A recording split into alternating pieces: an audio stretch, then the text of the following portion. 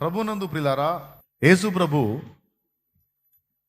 మానవ శరీరముతో కన్యమరియ గర్భాన పుట్టి పెరిగి పెద్దవాడై 30 ఏండ్లకు బాప్తిస్మం ఇచ్చు యోహాను చేత బాప్తిస్మం పొంది అప్పటి నుంచి దైవరాజ్యాన్ని గూర్చి లోకానికి ప్రచురపరచడం మొదలుపెట్టాడు. ముందు ఇశ్రాయేలుకి ఆయన ప్రకటిస్తాం మొదలుపెట్టినప్పుడు కొంతమంది ఆయనకు శిష్యులుగా ఏర్పడ్డారు. అప్పట్లో మతనిష్ట కలిగిన వారుగా ప్రఖ్యాతిగాంచిన వాళ్ళలో నంబర్ 1లో వచ్చేవాళ్ళు పరిసయ్యులు. ఈ పరిసయ్యులు రోజుకి 5 సార్లు ప్రార్థన చేస్తారు, 5 times. వాళ్ళు ఏదైనా ఆహారం భుజించాలంటే చేతులు కడుక్కోకుండా తీసుకోరు. వాళ్ళకి ధనం వస్తే ఆ ధనంలో 10% తీస్తారు. దాంతోపాటు ఈ పరిసయ్యులు ఆకుకూరల్లో కూడా 10% తీస్తారు. సోపు జీలకర్రలో కూడా 10% తీస్తారు. మామూలు విషయం కాదు. మనకు వచ్చే డబ్బుల్లో మనం దేవుని భాగం దేవునికి తీస్తాం సహజంగా. కానీ వాళ్ళు ఎలాంటి వాళ్ళు అంటే, పుదీనా ఆకు ఎంత ఉంటుంది, అది ఏమాత్రం. కానీ ఆ పుదీనా ఆకు వాళ్ళు ఒకవేళ కలిగి ఉంటే ఆకులో కూడా 10% సోపు తిన్న తర్వాత నోట్లో వేసుకొని నవ్వులుతామే, అలాగే ఉంటుంది జీలకర్ర కూడా. అందులో కూడా సోపులోను పుదీనాలోను జీలకర్రలోను కూడా వాళ్ళు 10% తీస్తారు. చూడండి మరి ఎంత నిష్ట కలిగిన వాళ్ళు. కనీసం వారానికి ఒకసారి ఫాస్టింగ్ ఉంటారు. వాళ్ళ వస్త్రాలు కూడా ప్రత్యేకంగా ఉంటాయి. ధర్మశాస్త్రాన్ని ధ్యానిస్తారు. ఏ కోణంలో చూసినా భక్తిలో నియమ నిష్టల్లో వాళ్ళని కొట్టినోళ్ళు లేరు. చాలా నిష్ఠాగరిష్ఠులు, చాలా భక్తిపరులు. అప్పటి సమాజంలో వీళ్ళు యూదులే అయినా యూదులలో ఈ పరిసయ్య మతనిష్ట కలిగిన వాళ్ళని స్పెషల్గా గౌరవించేవాళ్ళు. అలాంటి వ్యక్తులు వీళ్ళు, ఈ పరిసయ్యులు అనేవాళ్ళు. అయితే యేసు ప్రభు అదేందో పాపం ఇంత నిష్ఠాగరిష్ఠతతో వీళ్ళని కూడా తిట్టేవాడు. ఇక ఆయన లెగిసి మొదలు పెడితే, అయ్యో వేషధారులైన శాస్త్రులారా పరిసయ్యులారా అని ఇక శాస్త్రులు తర్వాత వీళ్ళే. శాస్త్రులు అంటే వాళ్ళు తక్కువ వాళ్ళు కాదు. ధర్మశాస్త్రాన్ని అవోపాసన బట్టినోళ్ళు, దేవుని వాక్యాన్ని పాత నిబంధన గ్రంథముని అవోపాసన బట్టినోళ్ళు ఎత్తి రాసేవాళ్ళు. అప్పట్లో ప్రింటింగ్ ప్రెస్సులు లేవు కదా. ఇప్పుడంటే ప్రింటింగ్ ప్రెస్ వచ్చింది. మనం ఒక పుస్తకం ఇస్తే 1,00,000 కాపీలని ఇస్తాడు, 1,000,000 కాపీలని ఇస్తాడు ముద్ర చేసి. అప్పట్లో ఈ ప్రెస్సులు లేవు కదా, ఎత్తి రాయటమే. చర్మపు కాగితాలు ఉంటాయి, వాటి మీద పాత నిబంధన ప్రవక్తల ప్రవచనాలన్నీ, లేఖనాలన్నీ ఆదికాండం నుండి మలాకి గ్రంథం వరకు పాత నిబంధన ప్రవక్తల ప్రవచనాలన్నీ కూడా వాళ్ళకి అందిన కాడికి ఎత్తి రాస్తూ ఉండేవాళ్ళు. పుస్తకాలు తయారు చేస్తూ ఉంటారు శాస్త్రులు అంటే వాళ్ళు. అలా రాసినటువంటి గ్రంథాలు చాలా ఎక్కువ వెలకి వాళ్ళ ప్రజలకు అందిస్తూ ఉండేవాళ్ళు. చాలా ఖరీదన్నమాట. వాళ్ళు లేఖనాలు ఎత్తి రాసేవాళ్ళు. పరిసయ్యులు అంటేనేమో ఇందాక నేను చెప్పినట్టుగా మతనిష్ట కలిగిన వాళ్ళు. కానీ ఈయన లైన్లోకి వచ్చి రావటమే ఉతుకుడు కార్యక్రమం మొదలుపెట్టి అచ్చంగా వాళ్ళనే టార్గెట్ చేశాడు. ఎవరిని? లేఖనాలు ఎత్తి రాసి లేఖనాలను అవగాహన కలిగి అవోపాసన పట్టిన శాస్త్రులను మతనిష్టతో నిష్ఠాగరిష్టతతో పుదీనాలోను జీలకర్రలో కూడా 10% తీసేంత నియమనిష్ట కలిగినటువంటి వాళ్ళలో పరిసయ్యులతో రోజు ఆయనకు వాదనే. అంటాడు, అయ్యో వేషధారులైన శాస్త్రులారా పరిసయ్యులారా, మీరు మీ సమస్త రాబడిలోను పుదీనాలోను సోపులోను జీలకర్రలోను 10% తీస్తారు. కానీ దేవుడు చెప్పిన న్యాయమును, కనికరమును, విశ్వాసమును, ప్రేమను మీరు నిర్లక్ష్యం చేశారు. వాటిని మానక వీటిని చేయవలెను. కానీ వీటిని మీరు నిర్లక్ష్యం చేశారు. అందుకే మీరు మతనిష్ట కలిగిన వ్యక్తులుగా కనపడుతున్నారు, కానీ మీ దగ్గర 4 లేవు. న్యాయము లేదు, కనికరము లేదు, ప్రేమ లేదు, విశ్వాసం లేదు. వెలుచూపులకి విశ్వాసం గల్లవారుగా పిక్చర్ ఇస్తున్నారు తప్ప మీరు సున్నం కొట్టిన సమాధులు అన్నాడు. సమాధులను చూసారా? ఎంతో అందంగా అలంకరించబడతాయి, కానీ లోపల ఉండేది ఏమిటి? కుళ్ళిపోయిన మృతదేహం.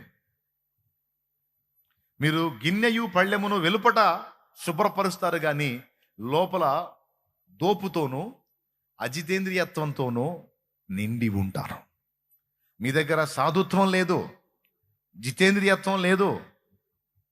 మీ దగ్గర వెలుచూపులకే మీరు పరిశుద్ధులు, కానీ మీ లోపలంతా కూడా కల్మషముతో నిండిపోయి ఉన్నారు. మిమ్మల్ని చూస్తుంటే నాకు అసహ్యం పుడుతుందని వేసాడు కేక.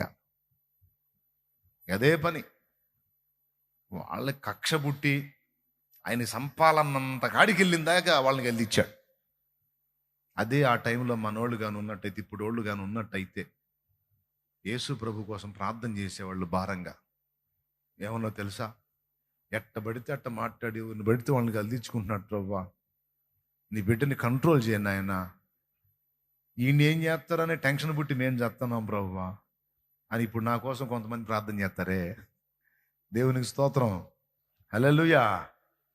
అట్లాగే యేసయ్య కోసం ఈయన ఏం చేస్తారని మాకు భయం పుడుతుంది అయ్యా అని ప్రార్థన చేసేవాళ్ళు. ఏమని? ప్రవ్వా, యేసు ప్రభు సమాజ వీధిలోకి పోగానే, సమాజ మందిరంలోకి పోగానే, అయ్యా నీ దాసు ప్రవ్వా, కంట్రోల్ కంట్రోల్ కంట్రోల్ అయినా, ఆ నోటిని నీ స్వాధీనంలో తీసుకో ప్రవ్వా, ఏది పడితే అది మాట్లాడి. మా అమ్మ మాత్రం గట్టిగా చేస్తుంటుంది నా కోసం ఈ ప్రార్థన. హల్లెలూయా, హల్లెలూయా. మా అమ్మ మాత్రం గట్టిగా చేస్తుంటుంది ఈ ప్రార్థన. అయ్యా నీ దాసుడు ప్రవ్వా, నోటిని కంట్రోల్లో పెట్టుకున్నా, నాయన ఏది పెడితే అది మాట్లాడు. ఎందుకు? నాకేమన్నా ఇద్దాం మా అమ్మ అమ్మ ప్రేమ కదా. ఇప్పుడోళ్ళు కానీ అప్పుడు ఉన్నట్టయితే యేసు ప్రభు కూడా కంచెలేస్తుండేవాళ్ళు. నోటికి కంచా, కాళ్ళ కంచా. అప్పట్లో మా విశ్వాసం ఒక అమ్మాయి, మన విశ్వాసే, నా కోసం ప్రార్థన చేసి ఒకరోజు వీళ్ళు ఏం ప్రార్థన చేస్తారని అప్పుడు స్టార్టింగ్లో వింటా ఉంటే మోకాళ్ళు వేసి గట్టిగా ప్రార్థన చేసి, ప్రభా నీ దాసుని చుట్టూ ముళ్ళ కంచె అవుతండి, ముళ్ళ కంచె నాయన అంటాను. ఏం కంచా అంటే? అగ్ని కంచె, దోదల కంచె, ఏదో కంచెలు ఉంటాయి కదా, ఆ 3 అంచెల కంచె అని రాక, ఏబు చుట్టూ 3 అంచెల కంచేసావుగా. నేను ప్రార్థన చేసేటప్పుడు మోకాళ్ళు నీ మాట అంటుంటాయి, ప్రభు ఏబు చుట్టూ 3 అంచెల కంచేసావుగా, అతనికి, అతని ఇంటి వారికి, అతను కలిగిన అంతటికి 3 అంచెల కంచేసావుగా ప్రభా. అట్లాగే నాయన నీ బిడ్డలు కూడా అలా కంచెవేనా. నేను ప్రార్థన చేస్తే ఎప్పుడు విన్నది 3 అంచెల కంచె ముళ్ళ కంచేసింది. దేవునికి స్తోత్రం కలుగునుగా. అయ్యా నీ దాసుని చుట్టూ ముళ్ళ కంచే ప్రభువా, ఎటు బానియొద్దయ్యా. ఒకరోజు నేను ఆ పిల్లని అడిగాను, అమ్మాయి నా చుట్టూ ముళ్ళ కంచె ఎత్తున్నావు, సరే శత్రువు రాకుండా ముళ్ళ కంచె వేసావు, మరి నేను ఎటు పోవాలి? నేను పోవాలిగా బయటికి. పాపం అమాయకంగా నాకు వెళ్ళి చూసింది. పర్లేదు అమ్మా, నువ్వు ముళ్ళ కంచె వేయమన్నా ఆయన అగ్ని కంచె వేస్తాడులే, కాపాడుతాడులే, ఏం పర్లేదు అమ్మా, పర్లేదు నీవు అమాయకంగా పలికిన మాట ఆలకిస్తాడులేమ్మా చెప్పా. ఎందుకు ఈ విషయం చెప్పాను?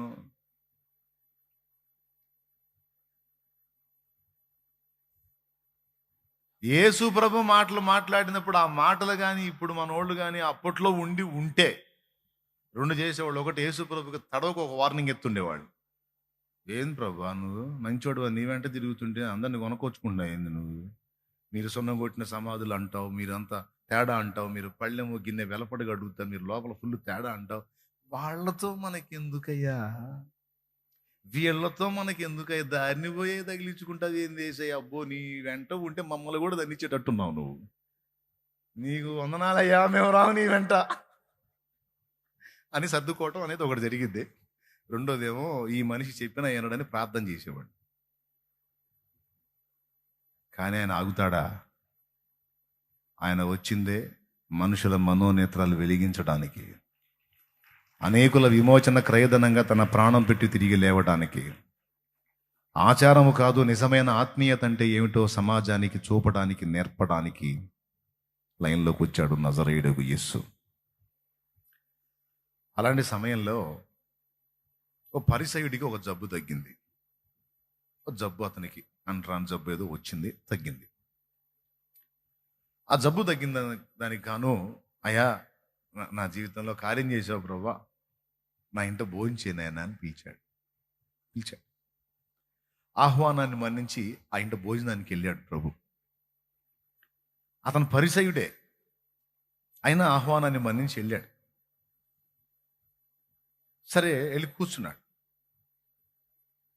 ఏదో ఆ మాట ఈ మాట మాట్లాడుతూ ఉన్నా. ప్రభు కాళ్ళు ఇట్లా ఓ పక్కకు పెట్టి అలా వాలి కూర్చున్నాడు. మీరు ప్రార్థన చేసేటప్పుడు అప్పుడప్పుడు కాళ్ళు వెనక్కి పెడతారు, పెట్టండి, ఎట్ట పెడతారు? యాజ్ ఇట్ ఈజీగా అలా కూర్చున్నాడు. తమ్ముడు వేసాడు కాళ్ళు బ్యాక్ సైడ్కి అట్లా. అంతే నాన్న, ఓకేనా? మన మోకాళ్ళు వేసినప్పుడు ఎప్పుడన్నా కాస్త కాళ్ళు నొప్పి అనిపించినప్పుడు జస్ట్ కాస్త రిలాక్స్ కోసం అట్లా వెనక్కి వేస్తాం. ఇప్పుడు మీ పాదాలు మీకు ముందున్నాయా, వెనకున్నాయా? రైట్. ఆ పొజిషన్లో ప్రభు కూర్చున్నాడు. కూర్చొని ఏదో ఎదురు మాట్లాడుతూ ఉన్నాడు. యేసు ప్రభు పరిసయుడైన సీమోని ఇంటికి వచ్చాడని ఆ ఊరు మొత్తంలో పాపములో ప్రసిద్ధిగాంచిన స్త్రీ ఆమె. వాళ్ళు ఆమెకు ఒక టైటిల్ ఇచ్చేశారు. ఆమెకి అంటూ ఒక పేరు ఉంటుంది, కానీ ఆ పేరు ఆమెను పిలవరు. పాపాత్మురాలైన స్త్రీ ఆమె పేరు. ఇంకంతే, ఇంకంత మించి వేరే పేరు అక్కడ రాయబడలా. ఆ పాపాత్మురాలైన స్త్రీ ఈ సంగతి తెలుసుకొని నేరుగా పరిసయుని ఇంటికి వచ్చింది. వచ్చేటప్పుడు ఒక అత్తరు బుడ్డి తీసుకొని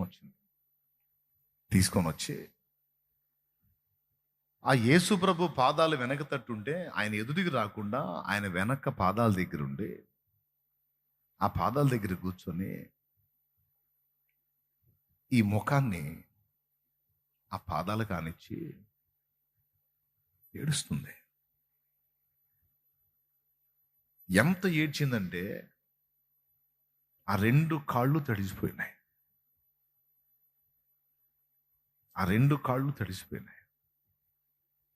అట్లా ఏడుస్తూ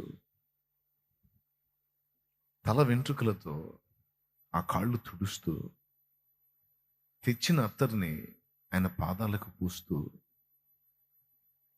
ఏడుస్తుంది, వెంట్రుకలతో తుడుస్తుంది, అత్తరు పూస్తుంది, ఆ పాదాలను ముద్దాడుతుంది. ఈ సన్నివేశాన్ని యేసు ప్రభు అబ్జర్వ్ చేసి, ఆయనకు తెలీదా? ఆయన తెలుసు. సీమోను పరిసయుడు ఉన్నాడు కదా, చూస్తున్నాడు.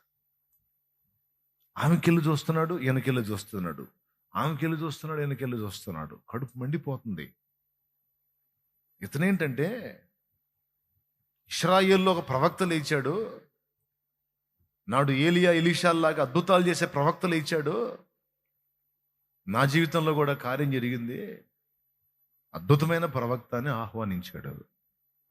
తీరా చూస్తేనేమో ఈ ప్రవక్త పరిశుద్ధుడైన ప్రవక్తగా కనపట్ల ఆయనకి. ఈ పాపాత్మురాలు వచ్చి ఈ పనులన్నీ చేస్తుంటే 4 పనులు చేస్తుందామమ్మ. 1, కన్నీళ్లతో ఆయన పాదాలు తడుపుతుంది. 2, తల వెంట్రుకలతో తుడుస్తుంది. 3, అత్తరు రాస్తుంది. 4, ముద్దాడుతుంది. ఈ తంతు చూసి చిరాకు పుట్టింది. ఎవరికి? ఈ పరిసయుడికి. ముందే మతనిష్ట కలిగిన వాళ్ళు కదా, చాలా నిష్ఠాగరిష్ఠులు. కోపం వచ్చేసి మనసులో అనుకున్నాడు, పరిశుద్ధాత్ముడు ఈ అంశాన్ని రాయించేటప్పుడు లేఖనంలో యాజ్ ఇట్ ఈజ్గా అతడు ఏ పదాలు వాడాడో అయ్యే రాయించాడు. యవతయో, ఇది యవతయో, యవతివే నువ్వు అనే పదం ఒక స్త్రీ మరో స్త్రీనన్నా, ఒక పురుషుడు మరో స్త్రీనన్నా అది దూషణ. ఎవరమ్మా నువ్వు అనేది వేరు, యవతివే నువ్వు అంటే దూషణ అది. కానీ అక్కడ ఏముందో తెలుసా? ఈమె యవతయో, ఓకే, ఆ డైలాగ్ ఉందా లేదా? ఎక్కడుందో చూడండి, 39వ వచనం. చదువునానా? ఆయనను పిలిచిన పరిసయుడు అది చూచి, ఆ. ఈయన ప్రవక్త అయిన ఎడల తన్ను ముట్టుకొనిన ఈ స్త్రీ ఎవతియో ఎటువంటిదో ఎరిగి ఉండును, ఇది పాపాత్మురాలు అని తనలో తాను అనుకొనెను. అద్దుకో, యవతయో అన్నాడు. ఇది ఈమె కాదు, ఇది పాపాత్మురాళ్ళు, లేకి మనిషి, చండాలపు స్త్రీ. ఛీ, ఇలాంటి గలీజ్ మనిషి వచ్చి ఆయన పాదాలు పట్టుకొని అంత కార్యక్రమం చేస్తుంటే ఇదిల్చి వేయకుండా సైలెంట్గా ఆమె చేసే సన్మానాన్ని పొందుతున్నాడు. ఈయన ప్రవక్తనా అని ఇతని మనసులో ఇతను ఆవేదన పడుతున్నాడు. ఎందుకు? పొరపాటును పిలిచానే ఈయన నేను. వెంటనే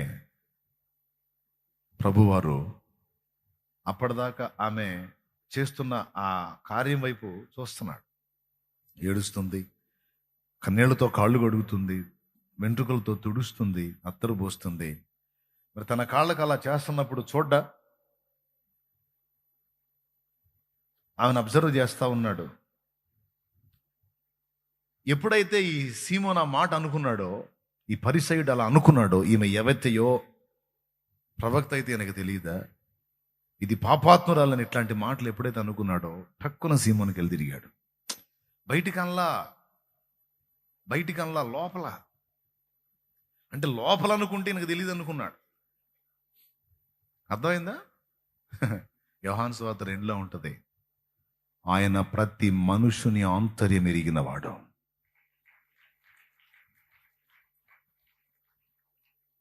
ప్రతి మనుషుని అంతరంగం ఎరిగినవాడు. ఆయన ఒకటి గురించి ఒకడు ఆయనకు చెప్పాల్సిన అవసరంలా. ఆయన సీమోను వైపు తిరిగి, సీమోను, ఒక యజమానునికి 2 దాసులు ఉన్నారు. వాళ్ళల్లో ఒకడు 500 అప్పున్నాడు, ఒకడు 50 అప్పున్నాడు. ఒకరోజు యజమాని ఇద్దరిని పిలిచి, మీ ఇద్దరు నాకు అప్పు కట్టనక్కరలేదు నాయనలారా అని వారిద్దరిని క్షమించాడు, విడిచిపెట్టాడు. ఈ ఇద్దరిలో ఎవరు ఎక్కువ సంతోషిస్తారు సీమోను అన్నాడు. ప్రభువా, ఎవడు ఎక్కువగా క్షమింపబడినో వాడే సంతోషిస్తాడు. సీమోను, నువ్వు నన్ను నీ ఇంటికి ఆహ్వానించావు, కానీ నేను కాళ్ళు కడుక్కోవటానికి నీళ్ళు ఇవ్వలా. కనీసం యూదుల మర్యాద చొప్పున ఒక అతిథిని ఇంటికి పిలిచినప్పుడు, యూదుల మర్యాద ఏంటో తెలుసా? ఒక అతిథిని ఇంటికి పిలిస్తే అప్పటి రోజుల్లో నడక కదా, గాడిదల మీద అట్లా ప్రయాణం కదా, రోడ్ల మీద ఎక్కువగా పశువులు తిరిగాయి. ఆ పశువులు విసర్జన అనేది, ఆ పేడ అనేది రోడ్ల నిండా ఉండేది. కాబట్టి ఎక్కువ శాతం కాలినడక, పశువుల మీద ప్రయాణం గనక ఆ నడుస్తూ వచ్చినప్పుడు ఖచ్చితంగా కాళ్ళకి పశువుల పేడ టచ్ అయింది. అందుకని యూదులు ఒక ఆచారాన్ని పెట్టుకున్నారు. ఏంటి ఆచారం అంటే, ఆ పశువుల పేడలోంచి నడిచి వస్తారు కనుక ఇంటికి అతిథి వచ్చినప్పుడు ఫస్ట్ చేయాల్సిన పని ఏంటంటే, దాసుడు వస్తాడు, ఒక పాత్ర తెచ్చి అతని ముందు పెడతాడు, పెద్ద పాత్ర. వచ్చినటువంటి అతిథి 2 కాళ్ళు అందులో పెట్టాలి. పెట్టినప్పుడు మరో పాత్రతో నీళ్లు తీసుకొచ్చి ఆ కాళ్ళు కడుగుతారు. కాళ్ళు కడిగిన తర్వాత రెండో పని ఏం చేయాలి తెలుసా? సుగంధ తైలం ఉంటుంది ఇంట్లో, ఆ తైలం తీసుకొచ్చి తలకి కొంచెం, పైన వస్త్రాలకు కొంచెం పరిమళ తైలాన్ని పూయాలి. ఈ 2 చేసిన తర్వాత ఆ వచ్చిన అతిథిని నుదుటన ముద్దు పెట్టి హత్తుకొని ఇంట్లోకి చేర్చుకోవాలి. ఇది మర్యాద, యూదుల మర్యాద. కానీ యేసు ప్రభుని ఇంటికి ఆహ్వానించాడు కానీ ఏం చేయలే. అప్పుడు ప్రభు అన్నాడు, నువ్వు నీ ఇంటికి పిలిచావు, కానీ కాళ్ళు కడుక్కోవడానికి నీళ్ళిలా, నాకు సుగంధ తైలం రాయిలా, ముద్దుతో నన్ను చేర్చుకోవాలా. ఒక అన్యుణ్ణి, ఒక సామాన్యుని ట్రీట్ చేసినట్టు ట్రీట్ చేసావు నువ్వు నన్ను. ఓకే, కానీ ఈయనుందే, అదే నువ్వు పాపాత్మురాలు అనుకున్నావే, యవతయో ఇది అది పాపాత్ములు అనుకున్నావే ఆమె. నేను ఆమె ఇంటికి వెళ్ళదా, కానీ నేను ఎక్కడున్నాను అక్కడికి ఆమె వచ్చింది. నన్ను వెతుక్కుంటూ వచ్చింది, నా పాదాల దగ్గరికి వచ్చింది, కన్నీళ్లతో నా పాదాలు కడిగింది, కురులతో తుడిచింది, సుగంధ తైలం తీసుకొని నాకు రాసింది. అప్పటి నుంచి ఇప్పటిదాకా నా పాదాలని వదలక ముద్దాడుతూనే ఉంది. సీమోను, నీకు ఆమెకి తేడా చెప్పిన, నీ మనసులో నువ్వు అనుకున్నావు నేను తక్కువ పాపాలు చేశాను, సో తక్కువ క్షమించబడ్డాను. కానీ ఆమె నేను ఎక్కువ పాపిని అనుకున్నందుకే ఎక్కువగా నన్ను ప్రేమించింది అని ప్రభు ఆమెతో ఒక మాట అన్నాడు. ఏమన్నాడు చూడండి, ఒకసారి చూడండి. యేసు ప్రభు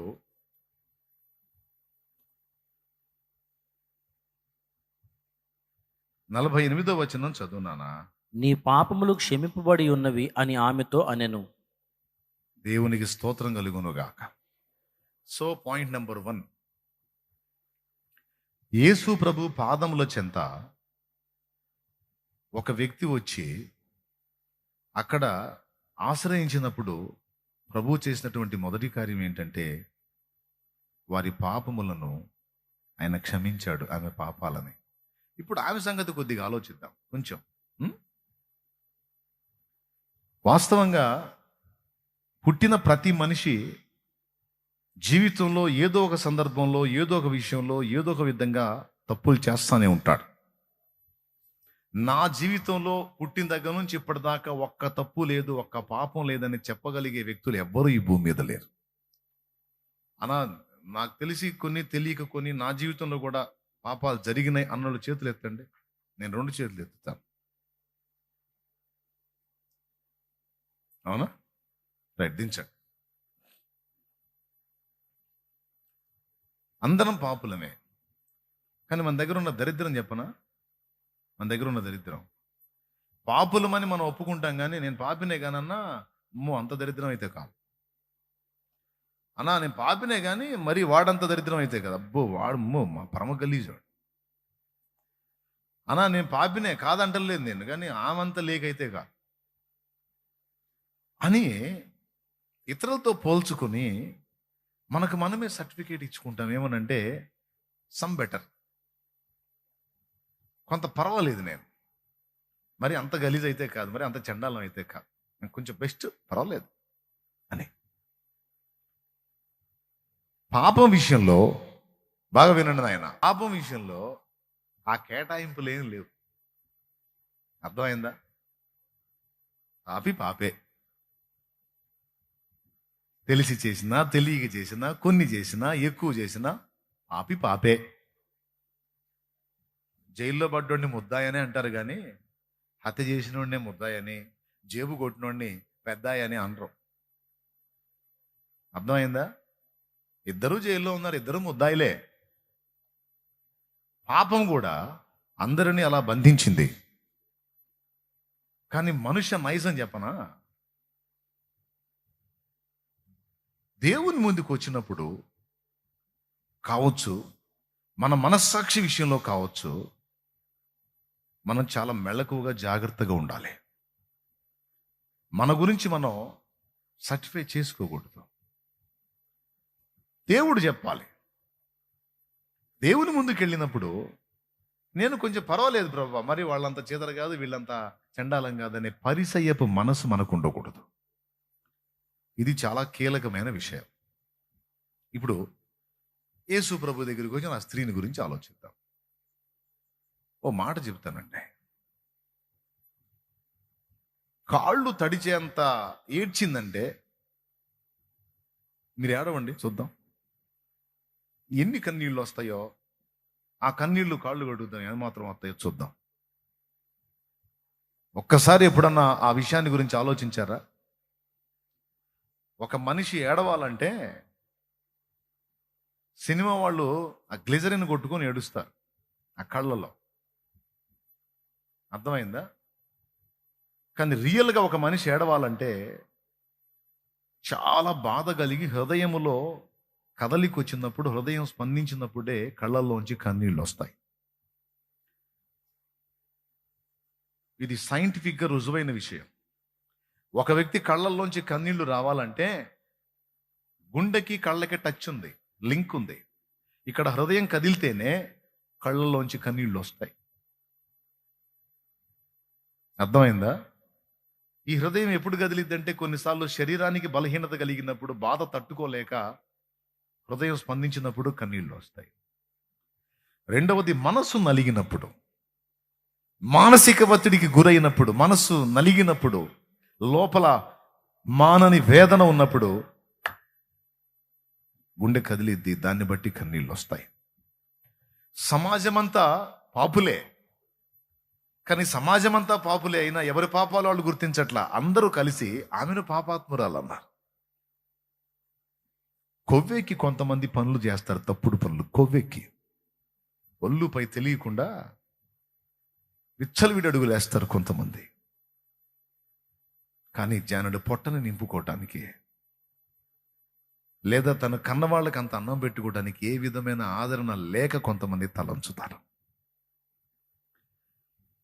ఒక మనిషి తప్పు చేసింది అనేదే సమాజం చూస్తుంది, కానీ ఏ కారణాన్ని బట్టి చేసింది, ఏ పరిస్థితుల్లో ఆ స్టెప్ వేయాల్సి వచ్చింది, ఏ విధంగా ఆ మనిషి అలా దారి తప్పడానికి పరిస్థితులు ఏర్పడ్డాయి, ఎందుకు ఆ మనిషి అలా అయిపోయింది, ఎందుకు వాడు అలా అయిపోయాడనే న్యాయమైన కారణాన్ని సమాజం పట్టించుకోదు.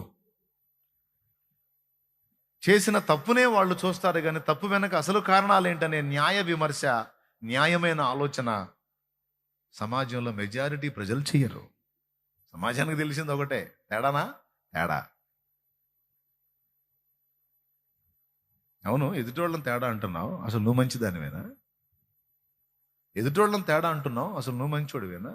నేను మంచోడినా? సేమ్ పరిస్థితి నీకొచ్చిన నాడు నీ బతుకు కూడా అర్థమైద్ది. ఆ మనిషి ఒకంత అడుగు జారితే నువ్వు 4 ఇంతలు జారే ఛాన్స్ ఉంది.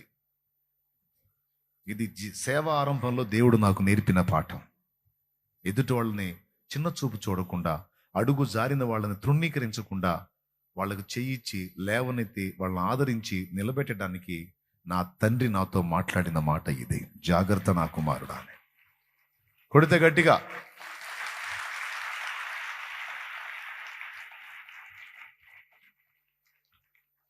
సమాజంలో ఒక్కళ్ళు కూడా ఆమెను జాలి దాల్చకుండా, ఆ మనిషి వస్తున్నా పోతున్నా, ఆ మనిషి కూడా సమాజంలో ఒకటి కోర్స్ తప్పులో ఉంది, కానీ ప్రేమగా ఆమెను ఆదరించి, ఏంటమ్మా నీ పరిస్థితి, ఎందుకు అలా అయిపోయావు, ఎందుకమ్మా నీకు ఆ పరిస్థితి వచ్చింది, ఎందుకు నీ ఆ కర్మ పట్టింది, ఎందుకు నువ్వు అట్లా అయిపోయావు, నీ జీవితం ఎందుకు అలా విచ్ఛిన్నం అయిపోయింది, ఏంటమ్మా నీ పరిస్థితి అని ఆమెని ప్రశ్నించిన వాళ్ళాడో. కానీ యేసు ప్రభు గురించి వింది. ఆయన గురించి విని ఆయన అబ్జర్వ్ చేసింది. ఆమె చూసిన సమాజంలో ఎంతో మంది ఉన్నారు, కానీ యేసు ప్రభు లాంటోడు ఒక్కడు కూడా కనపడలా. కొంతమంది మనుషులను చూస్తే, మనుషుల్లో కూడా కొంతమంది ఉంటారు, వాళ్ళని చూస్తే మనకేమనిపించిందంటే వాళ్ళని హత్తుకొని ఏడుస్తూ గోడంతా చెప్పుకోవాలనిపించింది. ఎందుకంటే వాళ్ళు అర్థం చేసుకుంటారనే భావన మనకు కలిగింది. కొంతమందిని చూస్తే కనీసం ఆ ప్రాంతంలో ఉండబుద్ధి కాదు. కొంతమందిని చూస్తే అమాంతం వెళ్ళి హత్తుకొని పెద్దగా ఏడవాలి అనిపిస్తుంది, గోడంతా చెప్పుకోవాలనిపిస్తుంది. మా దగ్గరికి కొంతమంది బిడ్డలు వచ్చినప్పుడు వాళ్ళు అడిగింది ఏందో తెలుసా? అన్నా నువ్వేం చేయొద్దన్నా, నేను 2 మాటలు చెప్పుకుంటాను వినన్నా అని అడిగిన వాళ్ళు ఉన్నారు. ఇంక నేనేం మాట్లాడకుండా చెప్పమ్మా విన్నా. కొంతమంది ఎదుటి వాళ్ళ హృదయాన్ని అర్థం చేసుకోగలుగుతారు, కొంతమంది అర్థం చేసుకోలేరు. కానీ ఈమె విషయంలో మాత్రం సమాజం మొత్తం కూడా టైటిల్ ఇచ్చేసింది, అది ఇది పాపాత్మురాలు, ఇది మామూలు కాదు. కానీ ఒక్క యేసు ప్రభు మాత్రమే ఆమెను అర్థం చేసుకోగలడు. సమాజం నన్ను క్షమించదు, కానీ సమాజం నన్ను ఒప్పుకోదు, కానీ ఈయన సమాజంలో ఒక్కడు కాదు, సమాజం మొత్తానికి మాదిరి. ఈయన సమాజంలో ఒకడు కాదు, ఈయన మా నాన్న, ఈయన మా నాన్న, ఈయన నా తండ్రి. బిడ్డ ఎంత చెడిపోయిందైనా ఒక తండ్రి మాత్రమే అర్థం చేసుకుంటాడు, జన్మనిచ్చిన తండ్రి కనుక. అది కూడా కొంతమంది తండ్రులు అర్థం చేసుకోరు, కొందరు అర్థం చేసుకుంటారు. సమాజం అంతా కోడై కూసి నిందించిన నాన్న మాత్రం ఒప్పుకోడు. అన్నయ్యమ్మా ఎదవలు ఎన్ని అనుకుంటే ఏమే, నువ్వు నా బిడ్డ, నా బంగారు తల్లివమ్మా నువ్వు అని నాన్న దగ్గర తీసుకుంటాడు. నాన్న అర్థం చేసుకుంటాడు. ఒకవేళ కొంతమంది తండ్రులు అర్థం చేసుకోకపోయినా నా యేసయ్య అర్థం చేసుకుంటాడు అని ఆమెకు అర్థమైంది. ఆమె ఎన్ని రోజుల నుంచి దాచుకుందో ఆ గుండె వేదన, ఆ దుఃఖం, ఆ కన్నీరు, ఈరోజు ఆయన పాదాలు దొరికేసరికి ఆ పాదాలు అలా చిక్కగానే, ఈ తల పాదాలకు ఆనించగానే ఆయన స్పర్శ, ఆ పరిశుద్ధుడు, ఆ నీతిమంతుడు, ఆ కన్న తండ్రి, ఆ సృష్టికర్త, వాత్సల్యపూర్ణుడు ఆయన పాదాలు స్పర్శించగానే తన గుండెలో ఉన్న బాధంతా అక్కడ వెళ్ళబోసింది. ఏడుస్తానే ఉంది, ఏడుస్తానే ఉంది, ఏడుస్తానే ఉంది. హృదయం ఎంత నలిగిపోతే అంత ఏడుపు రావాలండి. కాళ్ళు గడిగే అన్ని కన్నీళ్ళు ఎలా వస్తాయండి ఒక మనిషికి?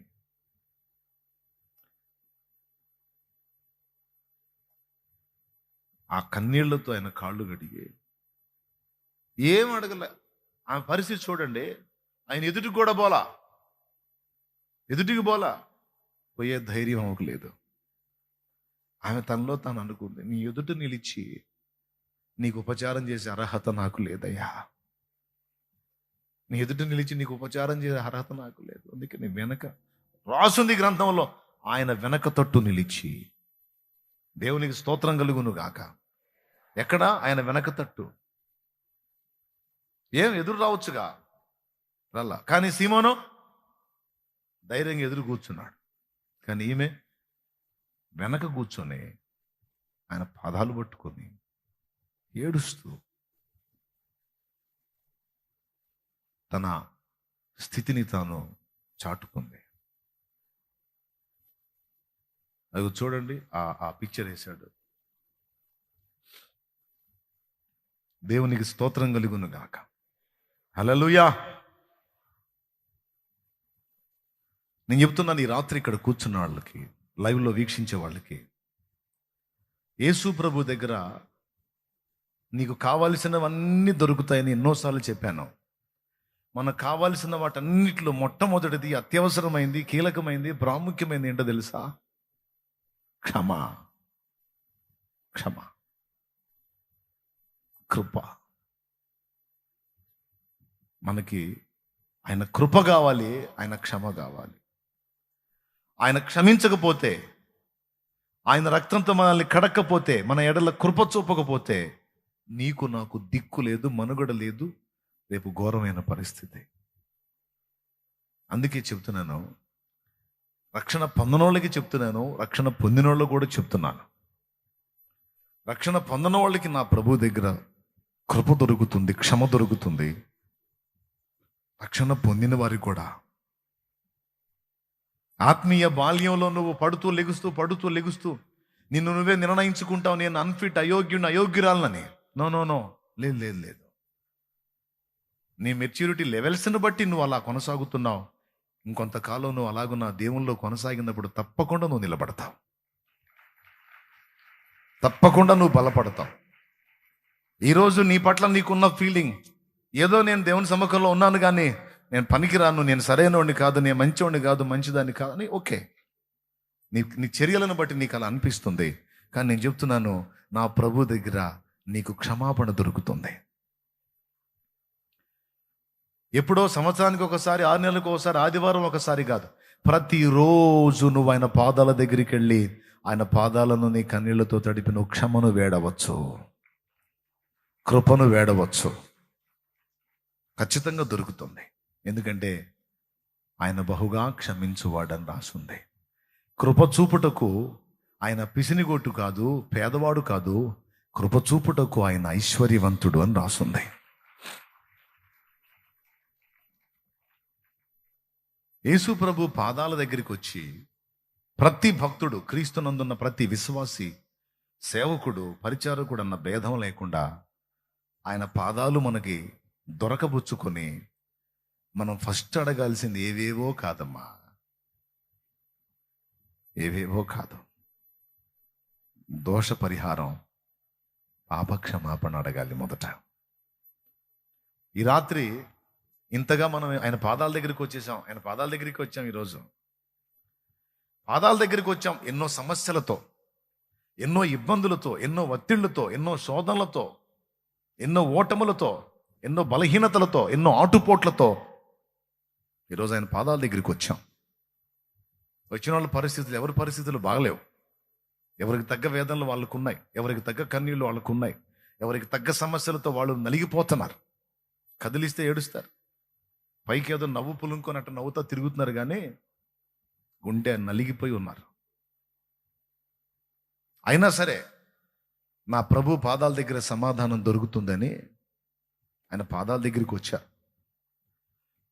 చాలా సంగతులు మీరు ప్రార్థన చేయాలనుకొని వచ్చారు, దేవుణ్ణి అడగాలనుకొని వచ్చారు, దేవుని దగ్గర పొందాలనుకొని వచ్చారు. రైట్, రైట్, తప్పకుండా దొరుకుతాయి మీకు. యేసు ప్రభు కూడా రమ్మంది అక్కడికే. రా, నా దగ్గరకు రా అన్నాడు.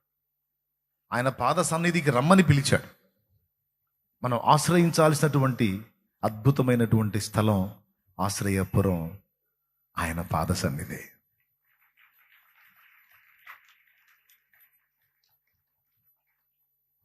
కరములు అంటే చేతులు, చరణములు అంటే పాదములు. భక్తులు ఏమన్నారో తెలుసా? నీ చరణములే నమ్మితి నమ్మితి అన్నాడు ఒక భక్తుడు. భక్తులందరూ కూడా ఆయన పాదాల మీద పాటలు రాశారు. నీ పాద సన్నిధి ఇంత విలువైంది నాయన, నీ పాదాలు, నీ పాదాలు, నీ పాదాలు. ఆయన పాద సన్నిధిని ఆశ్రయించటం అనేది సాధనల్లోకెల్లా గొప్ప సాధన. భక్తిలో చాలా కీలకమైన అంశం అది, ఆయన పాదములను ఆశ్రయించుట. ఎందుకంటే సమస్తము ఆయన పాదాల దగ్గరే ఉంది. అందులో మొట్టమొదట మనకు అవసరమైంది, అనుదినము ప్రతిదానికి కూడా మనకు అవసరమైంది కృప. కృప, అర్థమైందా? భక్తులు వందలాది పాటలు రాశారు కృప మీద. ఒక భక్తుడు అన్నాడు, నీ కృప లేకపోతే నాకు బ్రతికే లేదు అని, నీ కృపే నాకు చాలు అని, నీ కృప నాకు ప్రాకారమై ఉంది అని. కృప కృప కృప కృప కృప అని ఆ కృపను గురించి ఎంతో మంది భక్తులు చాలా గీతాలు రాశారు. నాకు తెలిసి సరైన భక్తుడైతే కృపను టచ్ చేయకుండా ఉండడు. కృపయే నాకు ప్రాకారము గల ఆశ్రయపురమాయను, నీ కృప వీడి క్షణమైన నేనెలా మనగలను. కృపయే నాకు ప్రాకారము గల ఆశ్రయపురమాయను, నీ కృప వీడి క్షణమైన నేనెలా మనగలను. నా జీవితాన కురిసెనే నీ కృపామృతం, నా జిహ్వకు మధురాతి మధురం, నీ నామగానామృతం.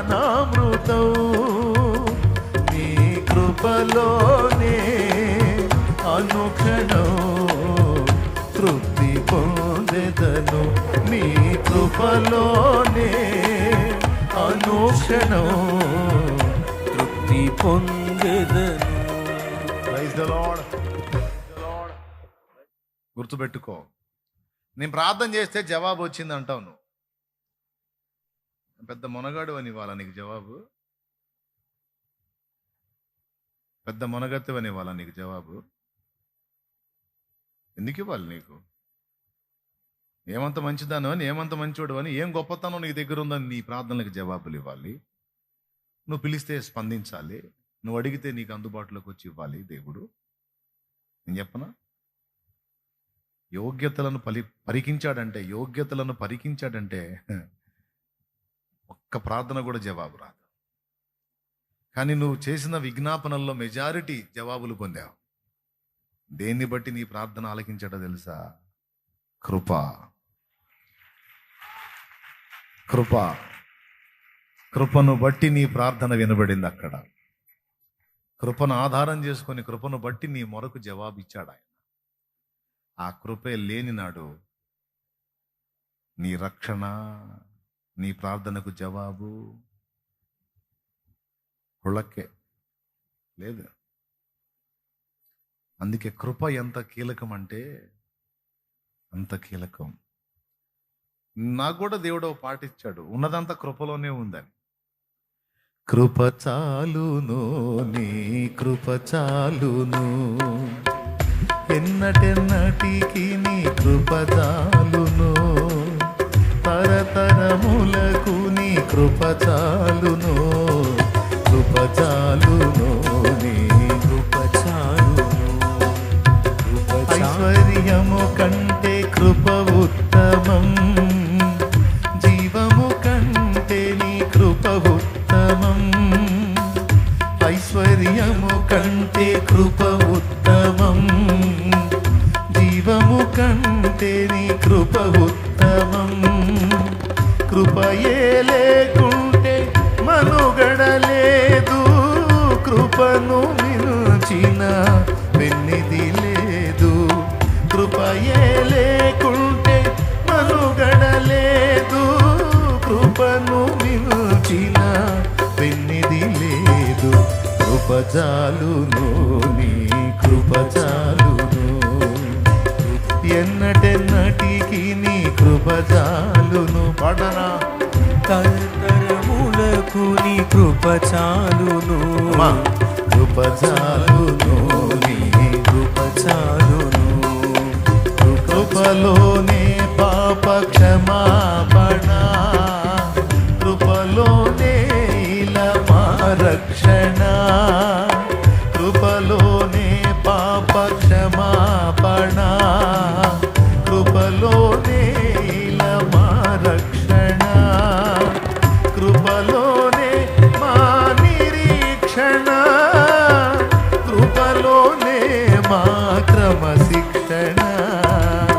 కృపలోనే మా నిరీక్షణ, కృపలోనే మా క్రమశిక్షణ.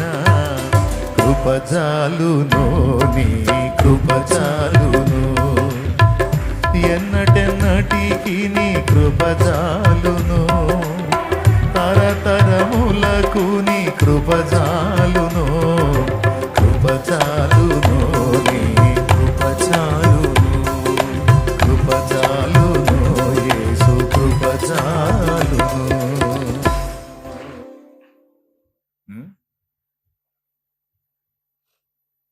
ఓ ఇది చాలా ప్రాథమికమైన సంగతి అనిపిస్తుందా దైవజనమా? ఓ ఇది చాలా చిన్న విషయం, ఇది మాకెప్పుడో తెలుసు అనిపిస్తుందా? మంచిది, అలాగ మీకు అనిపించినచో దేవునికి స్తోత్రము. కానీ ఇది చాలా ప్రాథమికమైనదిగా అనిపించిన చాలా ప్రాముఖ్యమైనది.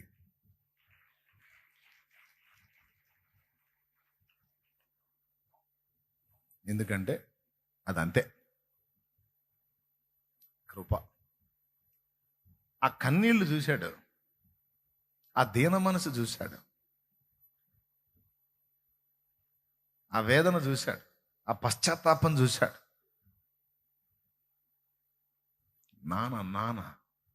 నాన్నగా స్పందించాడు. నాన్న గుండె కదిలింది. పాపాన్ని బట్టి కోపమున్నా పశ్చాత్తాపంతో క్షమ వేడుకున్నందున కృప వచ్చింది. ఆ కృప ఎంత పని చేసిందంటే ఎదుటోటికి క్లాసు పీకి ఆమెను పంపించాడు, పో క్షమించాను పో అని. ఒక రకంగా చెప్పాలంటే యేసు ప్రభు చెప్పకనే చెప్పాడు, ఎవతయో అది ఇది అన్నావు కదా, ఆ వాటన్నిటికీ నువ్వు అర్హుడివి, ఆమె కాదు. అయిపోయింది, కడిగేశాను. విస్తారంగా ప్రేమించింది, విస్తారంగా క్షమించబడింది. ఓ నీ పాపములన్నీ క్షమించబడ్డాయి పో అని పంపించాడు. సీమోనుకి ఆ మాటల్లా, ఆమెకన్నాడు. గుర్తుపెట్టుకోండి, ఎప్పుడు దేవుని బలిపీఠాన్ని ఆశ్రయించిన ఈ ఆల్ నైట్కి వచ్చారు, దేవుని ముందు ఏవేవో చెప్పాలని చెప్పుకోవాలని వచ్చారు. సేవకులు విశ్వాసులందు భేదం లేకుండా నన్ను గౌరవించి దైవజనాంగం చాలా వరకు అందరూ కలిసి వచ్చారు. అందుబాటులో ఉన్న వాళ్ళందరూ విశ్వాసులు అందరూ మంచిది నాయన. నా తండ్రి నాకు నేర్పిన అనుభవాల్లో ఇది నా ఆయువు పట్టు నాయన. మొట్టమొదట కృపను వేడటమే కాదు నాయన, కృపను తలపోయాలి. ఇది కీలకమైంది. కృపను వేడుకోవటం మాత్రమే కాదు నాయన, ఆయన మన ఎడల చూపిన కృపను నిరంతరం తలపోయాలి. అయ్యా, ఈ లోకంలోకి ఉనికిలోకి వచ్చానంటే నాకేముందని తెచ్చావయ్యా? నీ కృప కదా నాకు జన్మనిచ్చింది, నీ కృప కదా నన్ను బ్రతకనిస్తుంది, నీ కృప కదా నాకై ప్రాణం పెట్టడానికి నిన్ను ప్రోత్సహించింది, నీ కృప కదా ఈరోజు పట్టెడన్నో నాకు పెట్టి నా కడుపు నింపుతుంది, సిగ్గు కప్పుకోవడానికి వస్త్రం ఇచ్చింది, సమాజంలో నలుగురిలో బ్రతకడానికి ఇంత ఆశ్రయం ఇచ్చింది, ఆధారం ఇచ్చింది నీ కృప కదా. చేయడానికి పని కల్పించింది, చేయడానికి జాబ్ ఇచ్చింది, చదువులో విజయం ఇచ్చింది. యేసయ్యా నీ కృప కదా, కృపతోనే కదా ఇవన్నీ నాకు నువ్వు చేశావు, నీ కృప కదయ్యా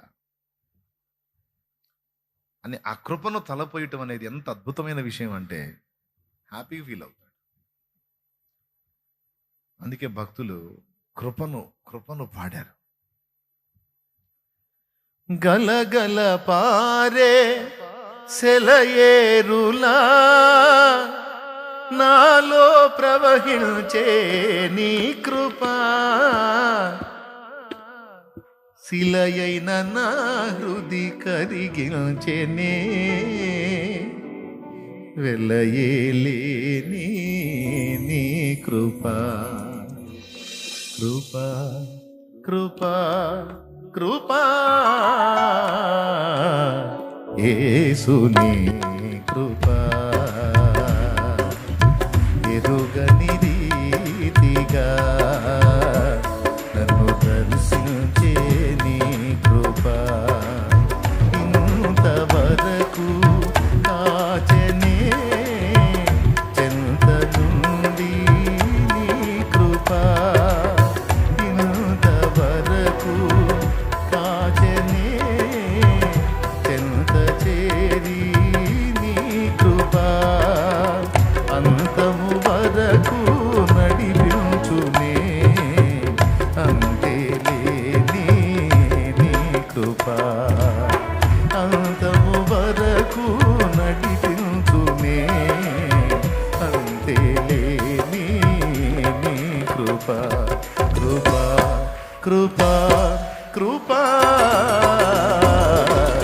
యేసుని కృపా, ఎరుగని రీతిగా నన్ను దర్శించే నీ కృపా. నీకు బలహీనత ఉందా? నీకు సమస్యలు ఉన్నాయా? నలిగిపోతున్నావు భౌతికంగా? నీకు రహస్యం చెప్పనా? ఆ సమస్యల్ని, ఆ బలహీనతల్ని, ఆ శ్రమలని కృపను బట్టి నీకు అనుమతించాడు. నిజంగా నీ మీద కృప చూపకపోతే సొదొమ గొమొర్రా వాళ్ళు కొవ్వెక్కి కొట్టుకున్నట్టు ఏంది, నిన్నట్టు వదిలేసేవాడు. కొవ్వెక్కి వాళ్ళు నడమంత్రం విడిమేళం రెండు నశానానికి ఎక్కి ఎంత బరితెగించి విర్రవీగారంటే అట్లా అయిపోయారు వాళ్ళు. చివరికి దేవుణ్ణి కూడా దుర్మార్గంగా ఆలోచించేంత నీచ స్థితికి వెళ్ళిపోయారు. మళ్ళీ బాలురు మొదలుకొని ముసలి వారి వరకు. ఎందుకనండి, ముసలివాళ్ళు అసలు ఎట్లా విర్రవీగారు? మోకాళ్ళ నొప్పులు లేవు, తెలుసా మీకు? అది అసలు విషయం. ముసలోళ్ళు ఎందుకు అలా బరి తెగించి విర్రవీగారు? షుగర్ బీపీలు లేవు. దున్నలు తిన్నట్టు తిని ఏంది సంపాదన, నిర్విచార సుఖస్థితి, కొవ్వెక్కిన అనుభవం, ఏ నొప్పి లేదు, ఏ బాధ లేదు, ఏదొచ్చినా డబ్బు ఉంది, డీల్ అయిపోయింది, నో ప్రాబ్లం, ఎప్పుడు పచ్చగా పంటలో. ఇక వాళ్ళ పని మామూలు లేదు అసలు. ఇక ఏ రేంజ్కి ఎక్కిందంటే వాళ్ళకి, అది వచ్చినోడు ఎవరు, మన సాగు ముహూర్తం పెట్టడానికి వచ్చాడు కదా, ఈ రాత్రితో ఇక మనకి కడవరి గడియే కదా, ఇక రేపు లేదు కదా అనే ఆలోచనే ఆ దరిద్రుడికి లేదు. ఆఖరికి కళ్ళు పోయినా కూడా ఇల్లు వదిలిపెట్టల వాళ్ళ కొవ్వు చూడు. మరి కళ్ళు పోయినా ఇల్లు వదిలిపెట్టల, లోతిల్లు. ఎందుకు? ఆ వచ్చిన వాళ్ళు పురుషులు, వాళ్ళని ఆశించిన వాళ్ళు కూడా పురుషులు. స్త్రీలు పురుషులు అన్న భేదం లేదు. కామ వికారం, నిర్విచార సుఖస్థితి. నేను చెబుతున్నా, ఎప్పుడు కూడా నాకే బాధలు వద్దు, నాకే నొప్పి వద్దు, నాకే ఇబ్బంది వద్దు, నాకే కష్టాలు వద్దని ఎప్పుడు అడగొద్దు దేవుణ్ణే. అది పిచ్చి ప్రార్థన. ఏం ప్రార్థన అది? అది పిచ్చి ప్రార్థన. నా తండ్రి, నీ కృపతో నన్ను జ్ఞాపకం చేసుకొని నీ ఆలోచనల చొప్పున నన్ను నడిపించు. బుద్ధిహీనమైన అడుగులు లేస్తే చెంప పగలగొట్టుమని అడుగు. ఏమని అడగాల? లాగి ఒకటి బీగు, వదిలిపెట్టద్దు. యాకోబుని ఎర్రగొట్టినట్టు ఎర్రగొట్టు. తొడబిర్రు చూసి కుర్రాడు రొమ్ముకు రొమ్మ అనిచ్చి పోరాడాడు, పెనుగులాడాడు. ఏనా నీ బలం ఇదేనా? ఆహా, సరే చూద్దాంలే అని చూసి ఎంతకి గెలవకుండా చూసి తొడ గూటి మీద కొడితే గూడు వసిలి ఇక కాలు సపోర్ట్ చేయట్లా. మోపు చేస్తే చుక్కలు కనపడుతున్నాయి.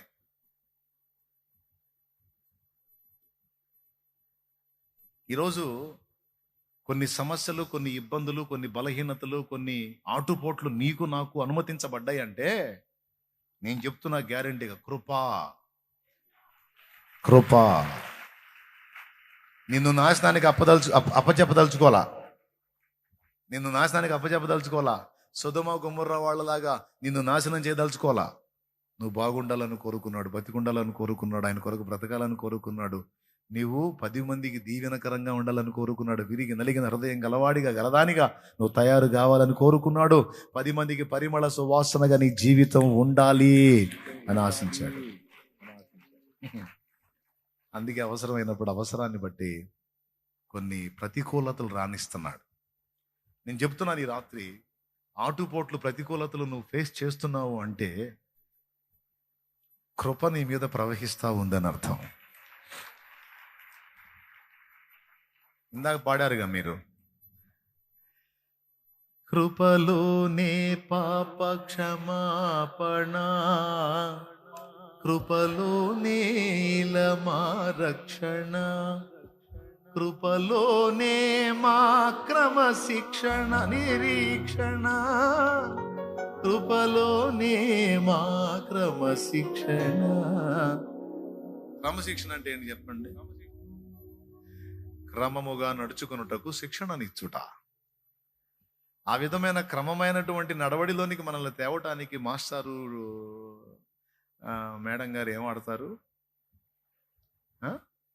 నానా అల్లరి చేయకూడదు నానా అంటే, అలాగే టీచర్ అంటాడా?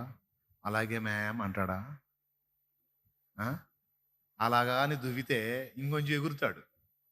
నానా తప్పు నానా అనదు. చెవు పట్టుకొని కొడితే వాడి మీద ఆధారాలు కనపడితే ఇంటి వాళ్ళు ఒప్పుకోరు అనుకుంటే, కనపడని ప్రదేశాల్లో పట్టుకొని తిప్పి చంపేస్తా వెధవా. గద్దింపు, కోటింగు, ఏమండి క్రమశిక్షణ. బాధలంటే ఎట్టా? ఆ రేంజ్లో దంతే. కానీ ఇప్పుడు బైబిల్ చదవట్లా మనం. ఎవరు? చిన్నప్పుడు చదువు నేర్పిన వాళ్ళు. అవునా?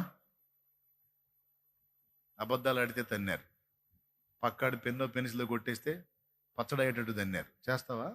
చేస్తావా? చేతులు చాపు. ఇట్ట కొడితే పర్వాలా, మళ్ళీ ఇటు తిప్పి. మాకు ఒక మాస్టర్ ఉన్నాడు, మరి ఇట్ట ఇట్ట పెట్టకూడదు అంటాడు. మామూలు కోటింగ్ ఇలా అడుసు తొక్కనేలా, కాలు కడగనేలా అని, తప్పు చేయనేలా, తంగులు నిన్నేలా అని దాని జోలికి పోతే ఒట్టు. క్రమం. ఇప్పుడు చెప్పండి, క్రమమైన నడవడి మనం నేర్చుకోవడానికి బెత్తం వాడక తప్పింది కాదు. యేసయ్య దగ్గర నీ సమస్యలకు పరిష్కారాన్ని చూపించే రాజదండమే కాదు, ఎగస్ట్రాల్ చేస్తే సీటు పచ్చడి చేసే బెత్తం కూడా ఉంది. అర్థమైందా? ఎక్కువ సార్లు మనకు పాఠం నేర్పిన వాళ్ళు ఎక్కడ కొట్టారో మీకు తెలుసు. దేవునికి స్తోత్రం, హల్లెలూయా. మనం వెళ్ళేటప్పుడు అటు తిరిగినప్పుడు కూడా ఒకటి పడిద్ది, అవునా? నా తండ్రి దగ్గర బెత్తం కూడా ఉంది. ఇప్పుడు చెప్పండి, బెత్తం వాడాలా వద్దా? ఎంతమంది ఒప్పుకుంటారు? సామెతల్లో ఇన్నిసార్లు రాశాడు, బెత్తము వాడని తండ్రి కుమారుని నరకమునకు అప్పగించుచున్నాడు. బాలుని హృదయంలో మూఢత్వం స్వాభావికంగా పుట్టును, శిక్షాదండము దాన్ని అద్ది. అందుకని ఒక పక్క మన సమస్యలకు పరిష్కారం ఇచ్చే రాజదండం, మరో పక్క మనల్ని పచ్చడి చేసే శిక్షాదండం. ఆ శిక్షాదండం ఏం చేయదు, మనలో ఎగస్టాలను తీసేసిద్ది. మనలో స్వాభావికంగా పుట్టే మూఢత్వం ఉందే, దాన్ని దొళ్ళగొట్టిద్ది. ఆ శిక్షాదండం పేరే అవసరమును బట్టి కలిగే నానావిధ శోధనలు. అవసరాన్ని బట్టి అగ్ని వంటి శ్రమలు కలుగుచున్నవని తెలిసి కలత చెందబోకు. అవసరాన్ని బట్టి అగ్ని వంటి శ్రమలు కలుగుచున్నవని తెలిసి కలత చెందబోకు. నిన్ను పిలిచిన దేవుడు నమ్మదగినవాడు, శోధనలో నిన్ను విడిచిపెట్టిపోడు. కంటి పాపల తోడుండి నిన్ను కాచుకుంటాడు. అన్న తండ్రిలా తోడుండి నిన్ను ఆదుకుంటాడు. ఏమండి? హైవే రోడ్డు పక్కన నడుస్తున్నాం, అబ్బాయి అమ్మాయి ఉన్నారు. వీడు తడవకి రోడ్డు మీదకి వెళ్తున్నాడు, మనకేం టెన్షన్ పడుతుంది. 2-3 సార్లు చెప్పారు, ఏయ్ ఉండు అన్నాం. వాడు ఉంటల్లా, అరిసినప్పుడు ఉంటున్నాడు. కొంచెం మళ్ళీ ఏమరపడని ముందుకు వెళ్తున్నాడు. ఎక్కడ ఉండమన్నాం మనం? మన పక్కన ఉండమన్నాం, మన దగ్గరకు రమ్మన్నాం. వాడేం చేస్తున్నాడు?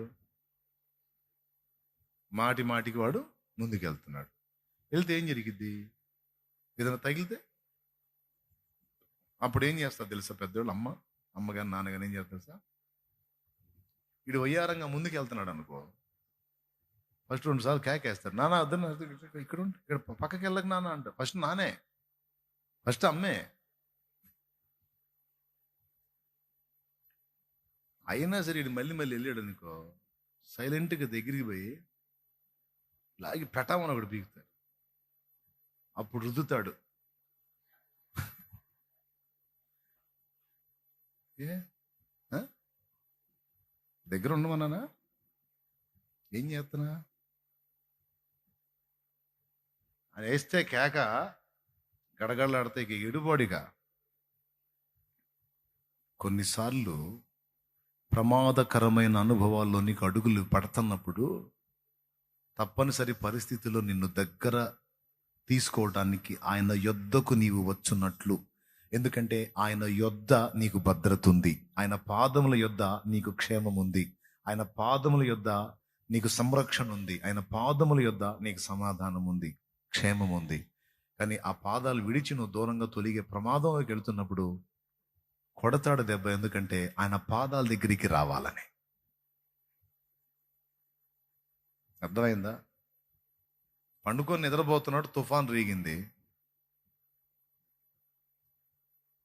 పేతురు మిగిలిన అపోస్తలులు చూశారు, సాధ్యపడలా. తుఫాను అంటే సముద్రపు అలలు లేచినాయి, గాలి ఈడ్చి కొడుతుంది. ఒక పని చేశారు వాళ్ళు, అబ్బాయి దూకండ్రా, లాభం లేదు, మనకి ఈతొచ్చుగా దరికి ఇద్దామని దూకలేదు. లేకపోతే వేరే కొత్త కొత్త ఆలోచనలు ఏవి చేయలేదు. పొయ్యి, ప్రభువా మేము నశించిపోవచ్చున్నామయ్యా, మా విషయంలో నీకు చింత లేదా, లేయా అని లేపారు. ప్రభువు లేవగానే చూసి, క్లైమేట్ చూసి, ఏయ్ ఇంత భయంకరంగా ఉంటే ఏం చేస్తున్నా మీరు, దూకండి అనో, లేకపోతే తెరచాపను ఇడు ఓపెన్ చేయండి, ఇడి తిప్పండి అనో, ఏం సలహాలు చెప్పలా. వీళ్ళు ఎప్పుడైతే ఆయన్ని లేపారో ఆయన ఏం చేశాడు తెలుసా? చూశాడు సన్నివేశాన్ని, చూసి గాలిని గద్దించాడు, సముద్రాన్ని గద్దించాడు. అంటే వీళ్ళ ప్రమాదానికి ఏది ముందు ఆధారం కారణమైందో దాన్ని కొడుతున్నాడు దెబ్బ. వీళ్ళ టెన్షన్కి, వీళ్ళ భయానికి, వీళ్ళ చింతకి ఏది కారణమైందో ముందు దానికి పెట్టాడు టెండర్. ఆ రెండింటిని గద్దించి నిమ్మలపరిచి ఆ తర్వాత వీళ్ళతో అన్నాడు, మీరు ఇంకనూ నమ్మిక లేక ఉన్నారా, మీరు ఇంకనూ నమ్మిక లేక ఎలా భయపడుతురు, ఎందుకు భయపడుచున్నారు అన్నాడు. ఇక్కడ వాళ్ళు చేసిన పని ఏంటంటే ప్రభువుని ఆశ్రయించటం, ప్రభు పాదాలను పట్టుకోవటం, వెళ్ళి ప్రభువుని కదిలించటం. కొన్నిసార్లు ఆయన సమస్తం ఎరిగిన సర్వజ్ఞుడైన మన విషయంలో పట్టించుకున్నట్టు నిద్రపోతున్నట్టే ఉంటాడు. దావీదు అన్నాడు, నువ్వెప్పుడు లేచెదవో అని ఎదురు చూస్తున్నాను, ప్రభువా లెమ్మో, నిద్ర మేల్కున్న యోధుని వలె ఆర్భటించుమో, శత్రువులను నిర్మూలము చెయ్యుమో, లెమ్ము అని లేపుతాడు. అంటే నిజంగా నిద్రపోతున్నాడనే. ఇశ్రాయేలును కాపాడువాడు కొనకడు నిద్రపోవడం కదా. కొన్నిసార్లు మనం ఆయన యొద్దకు వచ్చి మొరపెట్టినట్లు, ఆయన పాదముల చెంత కనిపెట్టినట్లు కృపను బట్టే కొన్ని భయాలు మనకు రాణిస్తాడు. ఇదంతా కృపలో భాగమే. క్షమ కృపలో భాగమే. క్రమశిక్షణలో భాగంగా ఆ కృపను బట్టే కొన్నిటిని రాణిస్తాడు. వాటి ద్వారా అనుభవాలు నేర్పుతాడు. కొన్ని మనలో లేని దీన మనసు కావచ్చు, తగ్గింపు కావచ్చు, దయగలిగిన హృదయం కావచ్చు, ఇతరులకు హెల్ప్ చేసే ధారాళత్వం కావచ్చు, ఈ లక్షణాలు ఒకప్పుడు ఉండవు, కానీ కొన్ని పరిస్థితులు మనకు వచ్చినప్పుడు అవి మనలోకి వస్తాయి. ఆల్రెడీ కొన్ని మూర్ఖ లక్షణాలను వెళ్ళగొట్టడం, మనలో లేని కొన్ని శుభ లక్షణాలను రప్పించటం, ఈ రెండు జరగడానికి కొన్ని కఠినమైన అనుభవాలు మనకు అవసరం. ఇదంతా ఎందుకు ఇంత రిస్క్ చేస్తాడంటే కృపను బట్టి. దేవునికి స్తోత్రం కలుగునుగాక. అయిపోయింది. ఇప్పుడు ఆమెకి ఏం దొరికింది ప్రభు పాదాల దగ్గర? పెద్దగా చెప్పండి. వాళ్ళకేం దొరికింది? ప్రమాదంలో కాపుదల దొరికింది, సమస్యకు పరిష్కారం దొరికింది.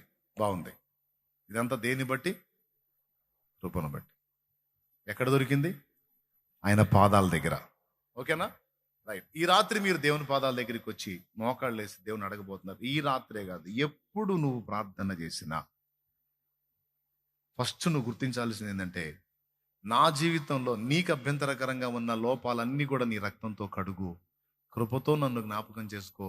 నేను మంచివాణ్ణి కాదు, మంచిదాన్ని కాదు. ప్రభువా నన్ను క్షమించు అని దోషములను ఒప్పుకుంటూ ఆయన పాదాల దగ్గరికి రావాలి. అప్పుడు కృప దొరికింది నీకు. కృపను బట్టి క్షమాపణ, ఆ తర్వాత నువ్వు చేసే విషయాలకు కృపను బట్టి జవాబు, ప్రార్థనకు జవాబు. నన్ను వెంబడించే నా ఆత్మీయ బిడ్డలుగా మీ అందరికీ, సేవకుల విశ్వాసులందరికీ ప్రేమతో చెప్తున్నాను, కృపను వేడకుండా, క్షమను కోరకుండా ఎప్పుడూ ప్రార్థన ముగించవద్దు. ప్రారంభమే. ఆఖరికి నీ స్తుతి గై కొనాలన్నా కూడా ముందు కడగబడ్డ తర్వాతే నీ స్తుతి. అందుకే ఆదివారపు ఆరాధనలో ప్రభు బల్ల అయిపోయిన తర్వాత ఆరాధన క్రమం పెట్టాం. ఆరాధన ముందు చేసి తర్వాత బల్ల కాదు, ముందు ఆరాధన, ప్రభు బల్ల ఆరాధన. అక్కడ దోషాలు ఒప్పుకొని ఆయన రక్తాన్ని ఆశ్రయించి కడుక్కొని ఆ పరిశుద్ధ శరీర రక్తాలు తిరిగి త్రాగి, ఆ తర్వాత కడగబడిన వారమై అప్పుడు పరిశుద్ధమైనటువంటి యాగముగా స్తుతి నర్పిస్తాం. ఎందుకు ఆ క్రమం అలా పెట్టింది అంటే దాని ఆ కారణం అది. ప్రైజ్ ద లార్డ్, హల్లెలూయా. అర్థమైందా మీకు? రైట్. రెండవది, దేవుని పాదాల దగ్గర ఏం దొరికింది అంటే శక్తి కలుగుతుంది. రెండవది, ఆయన పాదముల దగ్గర శక్తి కలుగుతుంది. దానికి లేఖనంలో మరో నిరూపణ మార్కు సువార్త 5వ అధ్యాయం ఒక్కసారి తీసుకోండి. దయ్యాల చేత పీడించబడిన వాడు వస్త్రహీనుడై సమాధుల్లో తిరుగుతూ గెరాసేనుల దేశంలో ఘోరమైన శ్రమను అనుభవిస్తున్నాడు. వాడు ప్రభు ద్వారా విడుదల పొందాడు, స్వస్థత పొందాడు. పొందిన తర్వాత వాడు ఏమన్నాడు ఒకసారి చూడండి. 18వ వచనం చదువు. 5:18. ఆయన దోణి ఎక్కినప్పుడు దయ్యములు పట్టినవాడు ఆయన యొద్ద తన్నున్ననిమ్మని ఆయన్ను బతిమాలు కొనెను గాని దేవునికి స్తోత్రం కలుగును గాక. ఏమన్నాడు? తన యొద్ద ఉండనిమ్మని ఆయన్ని వేడుకున్నాడు. వినండి, ఇంకొక వచనం చూద్దాం. లూకా సువార్త 8:26 నుంచి ఈ స్టోరీ ఉంటుంది. స్వస్థత పొంది వాడు ఎక్కడ కూర్చున్నాడో చూడండి.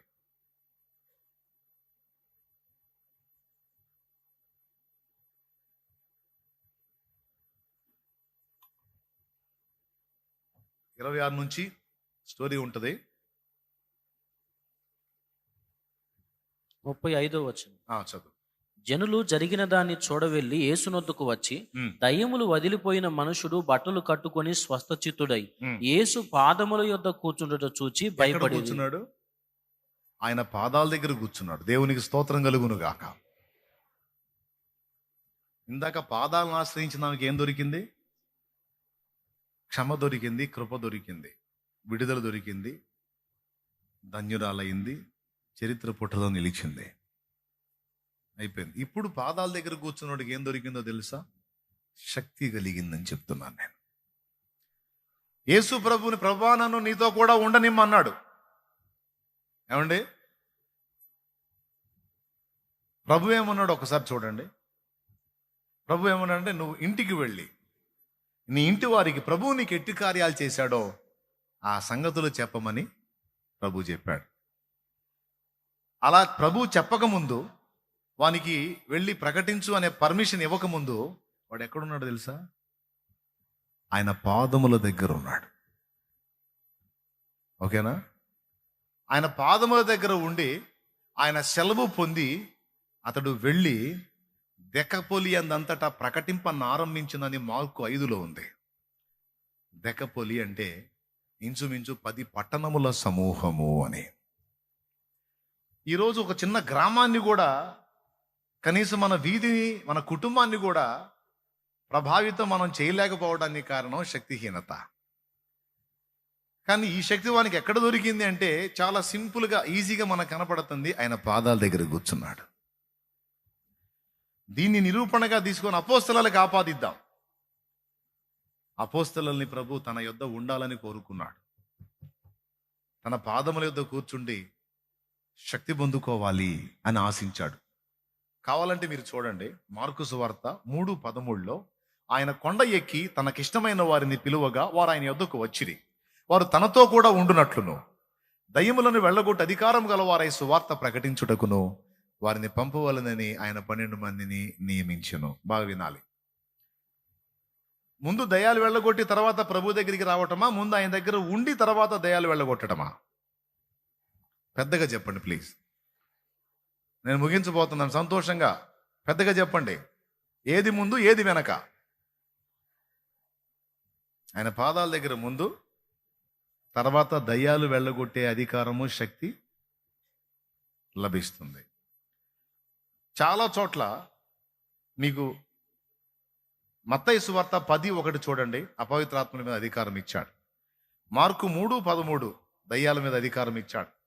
లూకా సువార్త 10లో దయ్యాల మీద అధికారం ఇచ్చాడు. అలాగే మార్కు సువార్త 16-17లో దయ్యాల మీద అధికారం ఇచ్చాడు. ఎందుకు ఇన్ని చోట్ల అపోస్తలులకు దయ్యాల మీద అధికారం ఇచ్చాడు, రోగాల మీద అధికారం ఇచ్చాడు అంటే, వాళ్ళు వెళ్ళి ఆత్మలను బయటికి తేవాలంటే ముందు దయ్యముల శక్తులను నిర్వీర్యం చేయాలి, రోగాల శక్తులను నిర్వీర్యం చేయాలి, ఆ దురాత్మ పీడనలోంచి, రోగాలలోంచి ప్రజల్ని బయటికి తేవాలి. ఈ రెండు జరగాలంటే శక్తి కావాలి. శక్తి కావాలంటే వేరే దిక్కు లేదు, ఆయన పాదములే శరణం. ఆయన పాదాల దగ్గర కూర్చున్నాడు. ఒకప్పుడు దయ్యాల పీడితుడు, ఒకప్పుడు అతడు దయ్యాలతో పీడించబడ్డాడు. స్వస్థచిత్తుడై ప్రభు పాదాలను ఆశ్రయించాడు. దేవుడు పర్మిషన్ ఇచ్చాడు, వెళ్ళు అని సెలవు ఇచ్చాడు. వెళ్ళి మొదలు పెడితే 10 పట్టణాల ప్రజలకు అతడు దైవజనుడయ్యాడు. ఇప్పుడు చెప్పండి, ఇది కూడా చాలా ప్రాథమికమైన విషయమా?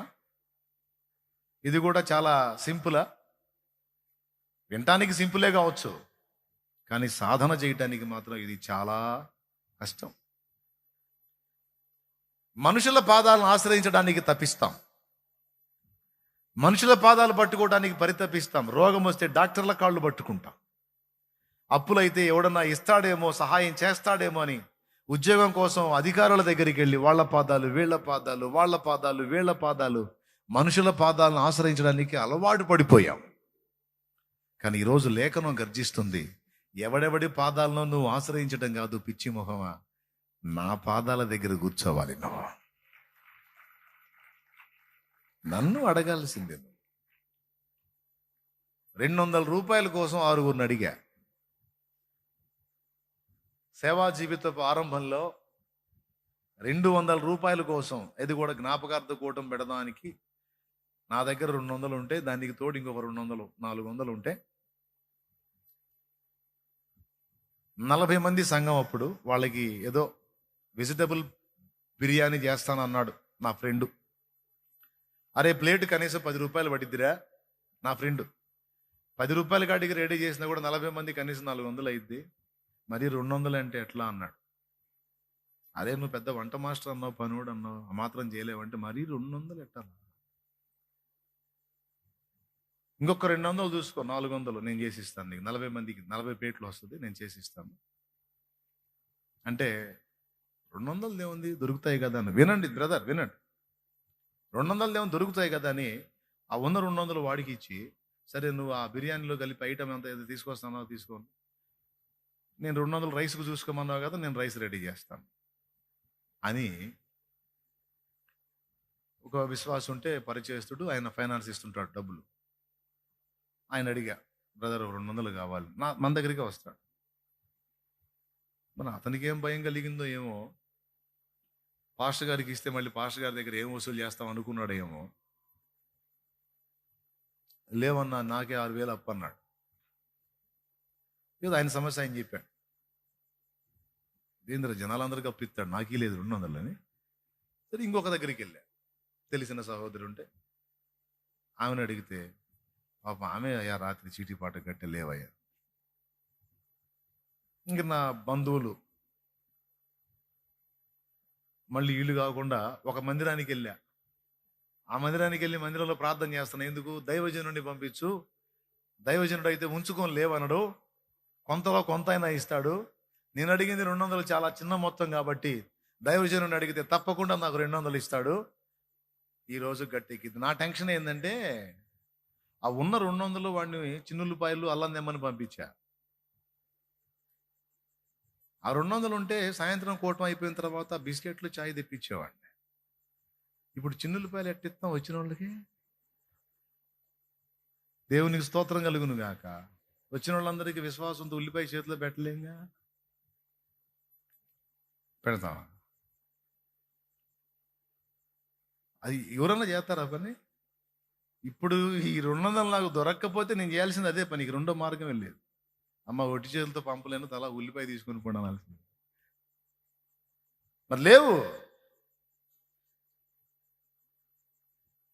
మీరు నమ్మండి నమ్మకపోండి, మందిరానికి పోయి కూడా దేవా నువ్వి అని అడగట్లా. ఈ దరిద్రం చూడు, దట్ ఈజ్ మన దరిద్రం. దేవునికి స్తోత్రం.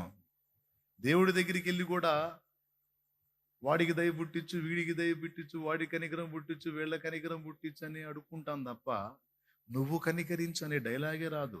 అక్కడికి పోయి కూడా ఎవరికో మన మీద దయ పుట్టించాలని అడుగుతాం. ఎంత వెర్రితనం. మనుషులకు దయ కలిగించేది దేవుడు. దయ కలిగించాలంటే ముందు దయ కలగాల్సింది ఆయనకి కదా, అడగాల్సింది ఆయన్ని కదా. ఆయన కృప చూపకపోతే ఎవడికి కలిగింది? నీ మొగం నా మొగం చూసి 6 నడిది లేవు. మిగిలిన 3 బంధువుల దగ్గరికి వెళ్ళా, లేవు. సిమెంట్ రోడ్డు మీద నిలబడి నడి రోడ్డు మీద ఆకాశం వైపు చూసి ఏడ్చా, తూ నా బతుకు, ఎందుకు దేవుడు అన్నాను బతకనిస్తున్నావు? ఈ చేతిలో 1000 రూపాయలు నేను నడిపించా, నా ముఖానికి 200 పుట్టల, ఇక నాలంటోడు బతకడం అవసరం అంటావా అని కళ్ళు పైకి ఎత్తి ఏడ్చా నడి రోడ్డు మీద. అప్పుడు నాలో పరిశుద్ధాత్మ స్వరం, ఇంతమందిని పోయి అడుక్కున్నావు, మోకరించి నన్ను అడిగావరా? నువ్వు నన్ను అడిగావా? ఆ రోజు తీర్మానం చేశా, ఇదే ఫస్ట్ ఇదే లాస్ట్, ఇక నా అవసరాలకి ఏ నరుడి ముందు కూడా చేయి చాపును అని తీర్మానం చేశా. ఇక నా అవసరాలకి ఏ నరుణ్ణి కూడా నేను రిక్వెస్ట్ చేయను, మీరు ఇవ్వండి, మీరు సాయం చేయండి, మీరు హెల్ప్ చేయండి, నేను అడగను. నాకు అర్థమైంది, ఈ 6 మనుషులే. ఆఖరికి నీ మందిరంలో మోకరించి కూడా ఒక మనిషిని పంపించు, ఆయన నేను అడుగుతాను అని. నేను తేడా పడ్డానయా, నాకు అర్థమైంది, నన్ను క్షమించు అని అదే రోడ్డు మీద ప్రార్థన చేసి ఇంటికి వెళ్ళా కన్నీళ్లతో. ఇంటికి వెళ్తే ఒక తమ్ముడు 300 చేత పట్టుకొని ఉన్నాడు. నేను అడిగింది 200, 300 చేత పట్టుకొని ఉన్నాడు. ఏంది 300 ఎందుకు? 200 సరిపోతాయి కదా అనుకున్నా. ఆ 200తో నిజంగా రైసు, మా ఆవిడ సరుకులు తెచ్చాడు, బిర్యానీ అయిపోయింది. 100 ఎక్కువ వచ్చింది ఎందుకు అనుకున్నా. అప్పుడు గుర్తొచ్చింది, గ్లాసులు ప్లేట్లు కావద్దు. ఏమంటే ఇది మీకు చాలా సిల్లీగా ఉండొచ్చు మీలో కొంతమందికి, లేదా లైవ్లో వినే వాళ్ళకి చాలా చిన్నది, కానీ అప్పుడు నేనున్న పరిస్థితుల్లో అది నాకు చాలా పెద్ద అద్భుతం.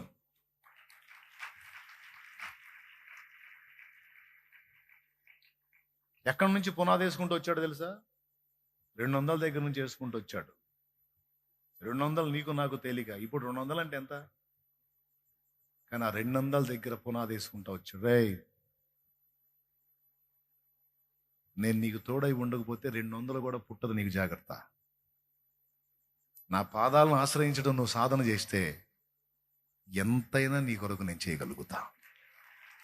నేర్చుకో నా కుమారుడా, మనుషుల దయా దాక్షిణ్యాలకి, మనుషుల అధికారాలకి, మనుషుల కులాలకి, మనుషుల డబ్బుకి ఎవ్వరికి లొంగకూడదు. నువ్వు రోషం కలిగి ఉండాలి, ఒక ప్రవక్తగా నిలబడాలి. నువ్వు నయమాను సొమ్ము తీసుకొని వస్తే పోయి బేదలకి ఇచ్చుకోపో అని డోర్ వేసిన ఎలీషాలాగా ఉండాలి. అహబు దగ్గర జీతానికి పనిచేసే అబద్ధ ప్రవక్తలాగా ఉండకూడదు. కెరీతు వాగు దగ్గర మోకాళ్ళుని నేను పంపే కాకి కోసం, నేను ఇచ్చే సహాయం కోసం, నేను పంపించే రొట్టె కోసం కాచుకునే ఏలియాలాగా ఉండాలి నువ్వు.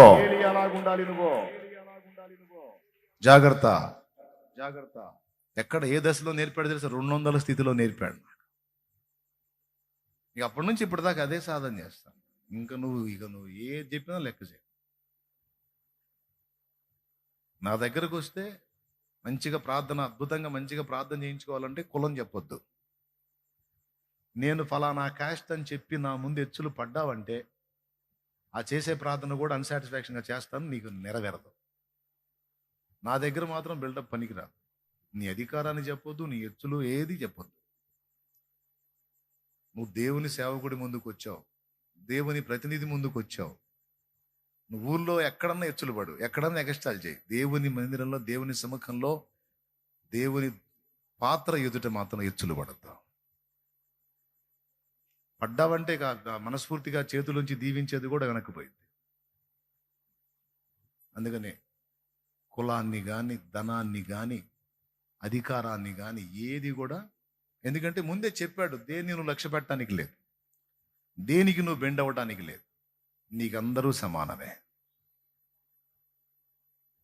భేదవాడని తృణీకరించవద్దు, ధనవంతులని సన్మానించవద్దు. ప్రేమకే పెద్దపీట వేయి, విధేయతకే పెద్దపీట వేయి. నా తండ్రి నేర్పాడు. 200 రూపాయల దగ్గర నుంచి నా తండ్రి పాదాలు పట్టుకోవటం సాధన చేశా. ఇంత పని జరిగింది అయ్యా, ఇంత పని. ఎప్పుడన్నా నా పర్సనల్ అవసరాల కోసం మిమ్మల్ని చేజాపడం జరిగిందా? ఆఖరికి మందిర అవసరాల విషయంలో కూడా నేను ఎప్పుడు మీకు ఏం చెప్తాను? ఉంటే చెయ్యి, లేకపోతే తీసుకొని పో. నీకు ఉంటే చెయ్యి, లేకపోతే తీసుకొని పో. ఇది కూడా నీ అవసరం కోసమే. నువ్వు కూర్చున్నావు, పైన ఫ్యాన్ తిరగకపోతే కూర్చుని కానీ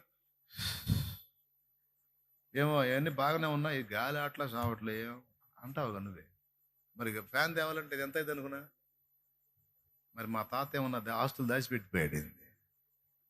మయ్యా సంపాదించాలా, మా తాత దాచిపెట్టలే. మీరు ఒక ఫ్యానే ఎంత పెద్ద మొత్తం లక్షలు అయింది. చూడు మన ఇల్లు అంత ఉంది ఒకటి. ఎట్లా వచ్చింది? నువ్వే.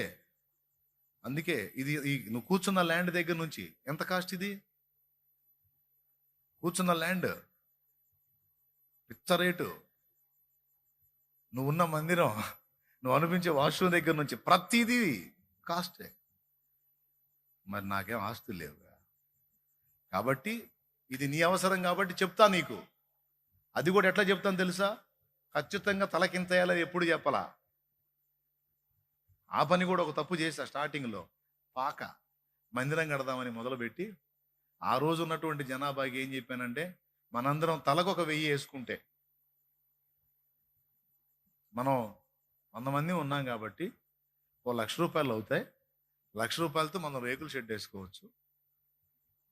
కాబట్టి మీరు మర్చిపోకుండా తలకు ఒక 1000. ఇది కూడా అప్పుడే స్టార్టింగ్లోనే తండి అని చెప్పా. సరే, మన ఆత్మీయ బిడ్డలు అందరూ కష్టపడి ప్రేమతో సమకూర్చిన ఆ గొప్ప మొత్తం 6,000. తలకో 1000 అని నేను అడిగితే 6,000 తెచ్చారు వాళ్ళు. అంటే 1,00,000 ఎక్కడ, 6,000 ఎక్కడ? అక్కడ కూడా ఒక పాఠం. ఎయిరా తలకు 2,000, ఎయిరా ఎయ్యి తలకు ఒక 5,000. అరే వాళ్ళకే ఫుడ్కు లేక చస్తంటే, నూకలు తింటంటే తలకు ఒక 1000 ఏడ తెచ్చేస్తారా? మరి ఎట్లా ప్రభువా?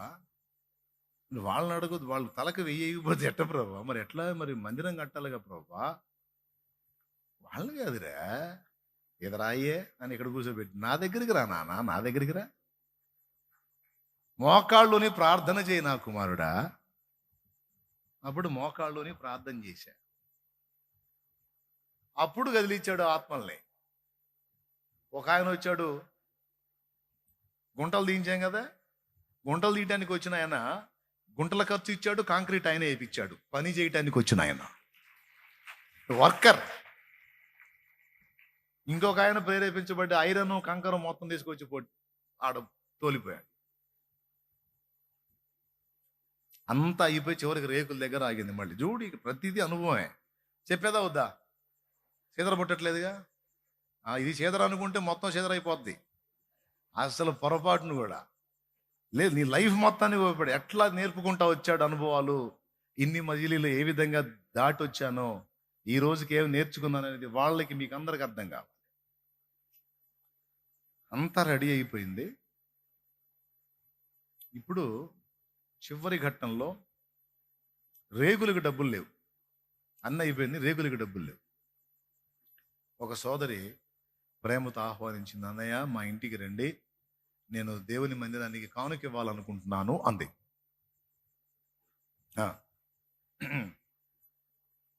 సరే, ఇక రేకులకి డబ్బులు లేవు, ఖాళీ అయిపోయింది. మొండి గోడలు అట్టున్నాయి కట్టబడి, పైన ఇప్పుడు రేకులు వేయాలి.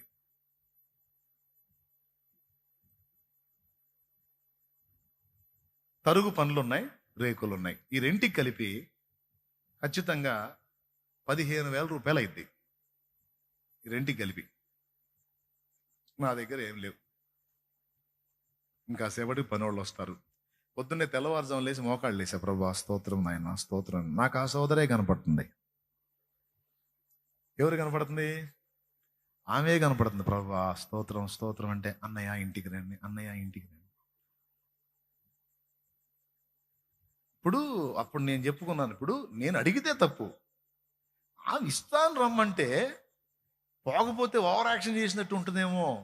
ఒకవేళ దేవుడు అక్కడ ద్వారాలు తెరిచినా నేను వెళ్ళి పోయి నిలబడ్డాను అనుకో, మ్యాటర్ అర్థమైపోయింది కదా. కాబట్టి రేగులు తరుగులు కాబట్టి ప్రభువా ఇప్పుడు నేను అడగనన్నాను, ఆమె ఇస్తానంటే తెచ్చుకోవడానికి ఏం ప్రభు. కాబట్టి నాయనా స్తోత్రం, నేను బయలుదేరుతున్నానని మోకాళ్ళు వేసి ప్రార్థన చేసి, ఎందుకంటే ఇంకా సేపటికి వర్కర్స్ వస్తారు, వాళ్ళకి ఆ సిమెంట్ అయిపోయింది, అది తేవాలి, రేకులు తేవాలి. సరే సైకిల్ తీసుకొని బయలుదేరా. ఆ సైకిల్ తీసుకొని బయలుదేరేటప్పుడు మళ్ళీ డౌట్ వచ్చి, మనస్సాక్షి ఒప్పుకోవట్లా. మనం ఏం తీర్మానం చేశాము? మనస్సాక్షి ఏమంటుందంటే, ఇప్పుడు నువ్వు వెళ్ళి నిలబడతావు, అక్కడ పోయి నిలబడతావు, ఖచ్చితంగా ఆమె ఏమనుకుంటుంది, ఆ రోజు చెప్పా కదా ఇస్తానన్నానని, అందుకని వచ్చినట్టున్నాడు డబ్బుల కోసం పాస్టర్ గారు అనుకునే అవకాశం ఉందిగా. ఆ రకంగా నువ్వు డబ్బు కోసం పోయినట్టుగా అలాగా మరి ఒక మెట్టు దిగినట్టేగా అన్న మనస్సాక్షి అనిపిస్తుంది. అయినా సరే అవసరం అట్టుంది, పరిస్థితులు అట్లా వచ్చినాయి. ఇప్పుడు మనం చేయొచ్చులే కానీ అతి చేయకూడదు, అధికంగా నీతిమంతుడు కావద్దని ప్రసంగిలో ఉంది కదా. కాబట్టి మరీ అధిక నీతికి వెళ్తున్నాం మనం అని చెప్పని మనసుని నివాళించుకొని 2 అడుగులు వేస్తే మళ్ళీ రెడ్ క్లిప్ కొడుతుంది. సరే అప్పుడు నిలబడవు ప్రార్థన చేశాను. సరే నేను వెళ్తున్నా. నేను ఆమె ఇంటి దగ్గరికి వెళ్ళటం నీకు ఇష్టం లేకపోతే, ఆ ఇంటికి సమీపించే లోపు నాకు వెనక్కి పిలుపు రావాలి అని ప్రార్థన చేసుకొని బయలుదేరాను. ఆ ఇల్లు అంత దూరం ఉందనగా ఒక ముసలమ్మ ఆపింది నన్ను. ఆమె నాతో మీటింగ్ పెట్టింది. అక్కడేమో జనం వస్తారు పని చేయడానికి, ఏమేమో నన్ను వదిలిపెట్టట్లా. ఆ మాట ఈ మాట చెబుతుంది. నేనేమో అదే ప్రార్థన చేద్దాంలేమ్మా, చిన్న పని మీద కాదయ్యా 2 మొక్కలు పోజగాను. ఈనాడు తయారైంది నా ప్రాణానికి. నీకు ప్రశాంతంగా ఉందా మరి, నాకు టెన్షన్ ఉంది. అది మళ్ళీ 2 మొక్కలు చెప్పు పర్లేదు చెప్పు. సరే చేద్దాం, ప్రార్థన చేద్దాం, తప్పకుండా చేద్దాం, అది చేద్దాం అంటే ఒకదేగట్లా. ఈలోపు ఫోన్ వచ్చింది. మా అన్నయ్య ఫోన్ చేశాడు, అబ్బాయి నీకోసం ఎవరో సహోదరుడు వచ్చాడు, ప్రార్థన చేయాలంటే ఇది అత్యవసరం అంట, అర్జెంటుగా ఇబ్బందుల్లో వచ్చాను అన్నాడు. అర్జెంటుగా అన్నను కలవాలని వచ్చాడు, ఏదో పాపం ప్రాబ్లంలో ఉన్నాడు, టెన్షన్లో ఉన్నాడు, ఒకడుగు నీకు చెప్పమని అంటున్నాడయ్యా అని మా అన్నయ్య చెప్పాడు. నాకు వచ్చిందిగా ఇప్పుడు సమాచారం. నేను ఆ ఇంటికి చేరే లోపు వెనక్కి పిలుపు రావాలని ఇక్కడ ఈ ముసలమ్మ ఆపటం, ఒక దగ్గర మీటింగు, వెనక నుంచి పిలుపు, పోయా. చేసేదేముంది, ఈ రోజు కాపుకుందాం, లేక ఆయన ఇచ్చినప్పుడు చేద్దాం. చూడు ఎంత రోషంగా ఉన్నాడో నా దేవుడు. అంటే నేను వెళ్ళి నిలబడితే మనీ కోసమే దైవజనుడు వచ్చాడని ఆమె అనుకోవటం నా దేవుడికి ఇష్టం లేదు.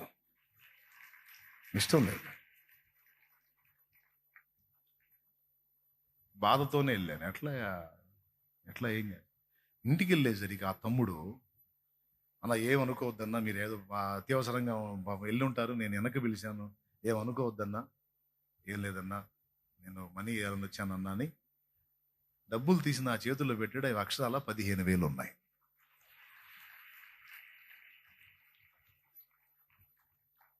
$15,000 నీ తరుగు పనులు రేకులు కానీ అన్నాడు. తర్వాత ఆ సోదరి ఇంటికి నేను పోలేదుగా, ప్రేమతో ఆ సహోదరి నన్ను కలిసి ఇచ్చిన అద్భుతమైనటువంటి అర్పణ 2,000. ఏమనుకోవద్దు మీరు డబ్బులే వారం మాట్లాడుతున్నానని, ఎందుకంటే మీకు అర్థం కావాలి మ్యాటర్. ఇప్పుడు మనుషుల వైపు చూస్తే మన కర్మ ఎలా గాలిద్ది. పొరపాటు నా వేళ నేను పోయినా ఆమె నాకు ఇచ్చేది ఎంత? సార్ దేవుని మాట విని నేను వచ్చినందుకు నాకు ఎంత ఇచ్చాడు? అఫ్ కోర్స్ తర్వాత ఆ సహోదరుడు రుణం వేరే రకంగా తీర్చుకున్నావులే, అది వేరే సంగతి. ప్రియులారా, ఎందుకు ఈ విషయాలు చెప్తున్నానంటే ఏదో పొద్దుపుచ్చాలని కాదు, అనుభవాలు. శాలేమన్నా ఆ చిన్ని పరిచర్యలు ఎదుర్కొన్న అనుభవాలు మీ లైఫ్ లాంగ్ ఉపయోగపడతాయి. నా తండ్రి రోషం గలవాడు, తల దించుకోనీడు, తల ఎత్తి నిలబెడతాడు ఆయన. అల్పమైన వాటిని మరి ఎట్ట పుట్టిన అనుకున్నావు? ఇవన్నీ అనుభవాలు. అల్పమైన వాటిని ఆశించును నా హృదయం, అధికమైన మేళ్లను దాచును నీ మంచితను. ఏది నిన్ను కోరాలో ఎరుగదు నా వెర్రితనం, ఏది నిన్ను కోరాలో ఎరుగదు నా వెర్రితనం, ఏది నాకు కావాలో చునినాను, ఏది నాకు. ఒరే పిచ్చోడా, పోతున్నావురా. నీ సమస్యకి పరిష్కారం అక్కడ లేదు. లేకపోగా ఆ మనిషి రేపు 10 మందికి చెప్పిద్దిరా. మామూలుగా రాడు కానీ అయ్య గారు డబ్బులు అనగానే వచ్చి నిలబడ్డాడు మా ఇంటి ముందని 20 మందికి చెప్పిద్దిరా. పరువు పోయింది కదరా. డబ్బుల పాస్టర్ అంటారు కదరా నిన్ను. డబ్బుకు కక్కుర్తి పడేవాడు అంటారు కదరా. లోభిత్వం కలిగినోడు అంటారు కదరా. నా కుమారుడా, తిరుగురా వెనక్కి. సింపుల్గా చెప్పాలంటే మనకు సిగ్గు లేకపోయినా ఆయనకు ఉంది. దేవునికి స్తోత్రం. ఏమయ్యా, అర్థమైందా మీకు? మనకు సిగ్గు లేకుండా తలోంచి దిగజారిన నీకు లేకపోతే నాకుంది లే అంటాడు ఆయన. దేవునికి స్తోత్రం. ఏమన్నా అర్థమైందా నేను చెప్పింది మీకు? అర్థం కావాలి. దైవజనులు, విశ్వాసులందరికీ చెప్తున్నాను, నాయన, నా తండ్రి పాదాలకు మించిన అద్భుతమైన స్థలం ఇంకొకటి లేదు.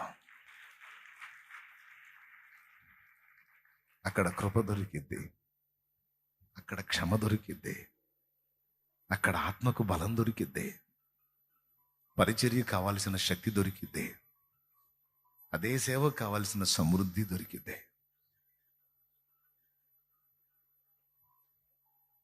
ఎంతోమంది జీవితాల్లో మార్పులు, ఎంతోమంది శరీరాలకు స్వస్థత, ఎన్నో ఆత్మలకు రక్షణ. ఒక అల్పుడైన జీవితాన్ని, ఒక అల్పుడైన వాని జీవితాన్ని తీసుకొని చెక్కుతూ చెక్కుతూ చెక్కుతూ చెక్కుతూ ఈ మజిలీకి తెచ్చి ఇలా నిలబెట్టాడు. ఈ చెక్కడ పనంతా ఆయన పాదాల దగ్గరే జరిగింది.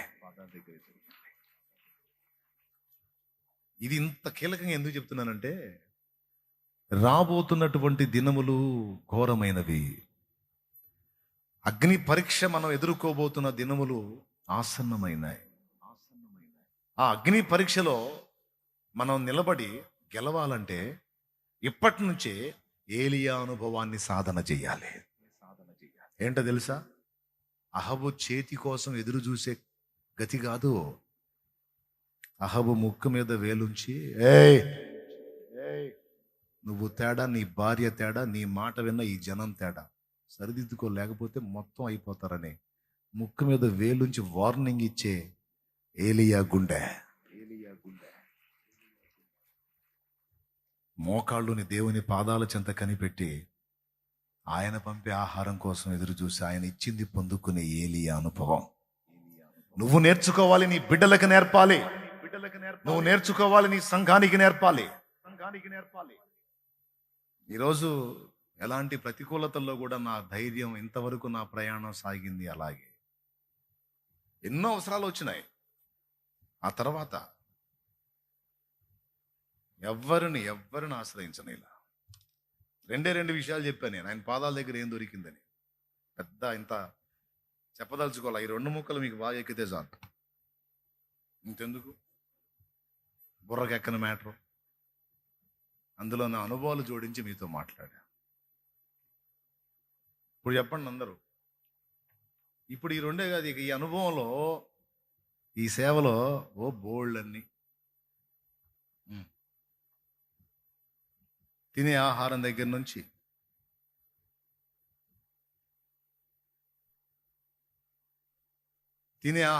నుంచి, రొయ్యలు కొంచెం ఇష్టంగా తింటాను నేను. రొయ్యలు ఒకరోజు ఏందో దాని మీద పోయింది మనసు. సిల్లీగా ఉంది అనుకోవద్దు, మీకు ఎట్టున్నా సరే, ఎందుకో చెప్తాను. ఈరోజు ఆ రోజు తినాలనిపించింది. అంత బాలింత వ్యవహారం. దేవునికి స్తోత్రం. వేవిళ్ళోళ్ళు బాలింతలోళ్ళు అంటారే. ఏం చేద్దాం, సరైన ఫుడ్ దొరకట్లా. మరి ఆ రొయ్యలు ఎప్పుడు అంతకుముందు కొంచెం టేస్ట్గా తిన్నాను. ఈ సేవలోకి కొంచెం దూరం అయినాయి.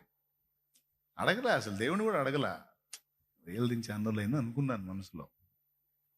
అదే రోజు సాయంత్రం సూపర్గా ఉండి ఒక అక్క గిన్నె నిండా వేసి తీసుకొచ్చి ఇంట్లో పెట్టి, నాకు తెలియదు ఇంట్లో ఆ కూర ఉందని. ఫుడ్ పెట్టని కూర్చుంటే శుభ్రంగా అన్నం వేసి ఆ రొయ్యల కూర గుమ్మరిచ్చింది ఎస్తేరు. వాట్ ఈస్ దిస్ అన్న? దిస్ ఈజ్ రొయ్యల పులుసు. దేవునికి స్తోత్రం. ఎట్లా వచ్చింది ఇది? ఫలానా సోదరు తెచ్చి ఇచ్చింది. నేను అన్నాను, ఎస్తేరు నువ్వేమని అడిగావా అన్నాను. నేను అడగలేదు, ఆమె తీసుకొచ్చి ఇచ్చింది. అబ్బాయికి పెట్టని తెచ్చి ఇచ్చింది. మీరు నవ్వారు, నేను దాన్ని చూసి ఏడ్చాను. ఎందుకు? నాకు 1000 రూపాయలు 1,00,000 రూపాయలు అవసరం తీర్చడం కాదు, నేను తినాలనుకున్న ఆహార పదార్థాన్ని కూడా ఎరిగి అది నా ముందుకు వచ్చేటట్టు చేశాడు. ఇంద్రా తిని, ఆశపడ్డాడు, తిను, కడుపు నిండా తిను. చూడు,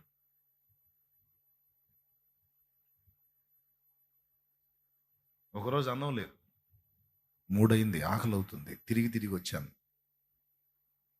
పర్లేదులే, నీ సేవలో ఒకరోజు కడుపు మార్చుకునే అవకాశం దక్కింది, నాకు కూడా చెప్పుకోవడానికి సాక్ష్యం అనుకొని పండుకున్నా. బాగా ఆకలి ఎక్కువైతే తలనొప్పి వచ్చింది. ఆ కండిషన్లో నేనుంటే ఒక తమ్ముడు వచ్చాడు. అన్న సెంటర్కి పోతుంది, టీ తాగుదాం అన్నాడు. ఆ టీ కోసం ఇప్పుడు ఆడదాకా పోయి రావాలా? వద్దులే నాయన, వెళ్ళరా, నువ్వు తాగిరా నాయన అన్నారా. అన్న కొత్తగా వస్తున్నాడు, ముస్లిం సోదరుడు, మళ్ళీ వెళ్ళకపోతే ఫీల్ అవుతాడేమో, తలనొప్పి పడుతుంది. పోయా, ఆత్మ కోసం, ఆకలి కోసం కాదు, ఆత్మ కోసం పోయా. కూర్చోబెట్టి టీ చెప్పట్లా, ఓ తప్పం ఏదో రకరకాలు చెప్పాడు, 4-5 రకాలు. తమ్ముడు నువ్వు టీ అన్నావు, ఇవన్నీ ఏంది? నా ఫీలింగ్ ఏంది, నా దగ్గర డబ్బులు లేవు. దేవునికి స్తోత్రం. ఎందుకు వచ్చిన గొడవ మళ్ళీ? నా సైకాలజీ ఏంటంటే, ఇద్దరం కలిసి హోటల్కి వెళ్తే బిల్లు నేను కట్టాలనే మైండ్ నాది. అది నా దగ్గర లేనప్పుడు నేను తినబుద్ధి కాదు నాకు. ఎందుకంటే తిని ఇక కట్టన్నట్టు ఆయనకి వెళ్ళి చూడాలిగా. వాడు జేబు తవిడాడు అనుకో, అయిపోయినట్టే. స్తోత్రం. అందుకని మన దగ్గర ఉంటే పోదాం, లేకపోతే వద్దనుకునే టైప్. మొత్తం 4-5 రకాలు ఆర్డర్ చేశాడు. నేనేమన్నా అంటే, తమ్ముడు ఛాయ్ అన్నావు కదా, అది కూడా తాగబుద్ధి కావట్లేదు నాకు, నువ్వు అడిగావని వచ్చాను నేను. ఇప్పుడు తినే టైం కూడా కాదు, 3 దాటిపోయింది, ఇప్పుడు ఏడ తింటాం అన్న. ఇది తినకపోతే నేను బాధపడతాను అన్న, నేను ఆర్డర్ చేశాను అన్నాడు. ఇప్పుడు సమయం ఏంది ఆయన, మధ్యాహ్నం భోజనం టైం అయిపోయింది కదా అని బిల్డప్ ఇస్తున్నా నేను. చూడు, ఒక పక్క కడుపులో మంట రగులుతున్న, మళ్ళీ బిల్డప్ తగ్గకూడదు. దేవునికి స్తోత్రం. అందుకని అంటే తిన్నట్టే పోజిస్తున్నా. ఆ లోపల కావాలి. ఆ తమ్ముడు అన్న తిన్నాను, ఆర్డర్ చేశానన్న, తినకపోతే బాధపడతాను. భలేవాడి తమ్ముడు, ఏంది అన్న, నువ్వు మనీ గురించి ఆలోచించొద్దు, నా దగ్గర ఉన్నాయి, నేను ఆల్రెడీ కట్టడానికి సిద్ధంగా ఉన్నాను. ఆ తమ్ముడు, నేను నీకు తినిపించాలి, నువ్వు నాకు తినిపించకూడదు. ఏందన్నా చేయకూడదా? తమ్ముడుగా నేను నీకు చేయకూడదా అన్నాడు. ఇంకెక్కువ ఫీల్ అయ్యేటట్టున్నాడు. వద్దునా, మళ్ళీ నీ ఆత్మ భంగపడింది, వద్దునైనా తింటానని. ఆయన నాకు ఎందుకు ఇట్లా ఆలోచన వచ్చింది, ఎప్పుడు చేయలేదు కదా నువ్వు అన్నా. అప్పుడు ఆ తమ్ముడు చెప్తున్నాను, నేను తిని పండుకున్నాను అన్న, చెట్టు కింద మంచం వేసుకొని పండుకున్నాను. దేవుడు నాతో మాట్లాడుతున్నట్టు అనిపించింది. నువ్వు వెళ్ళి నా దాసుని హోటల్కి తీసుకుని వెళ్ళు, తినిపించు అని.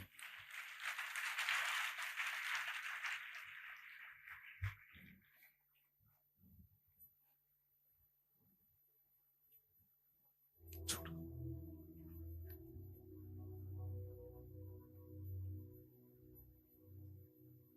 వాడు ఆకలితో ఉన్నాడు, పోరా బాబు, వాడు ఆకలితో ఉన్నాడు, పో, వాడు ఆకలికి ఉండలేడు.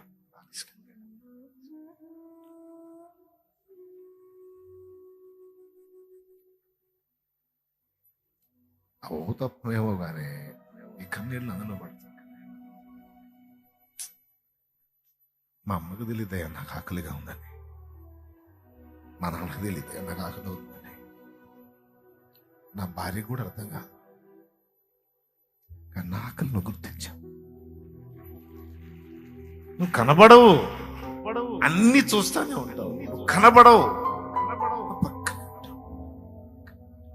అతోనే ఉంటావు.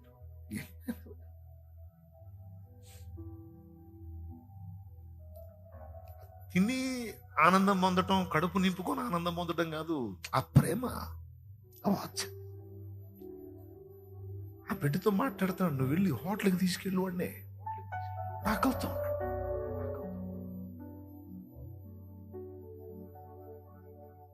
నా తండ్రి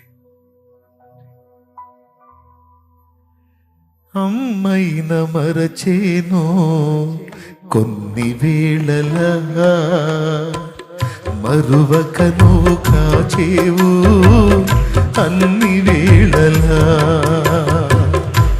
అమ్మైన మరచేను కొన్ని వేళలా,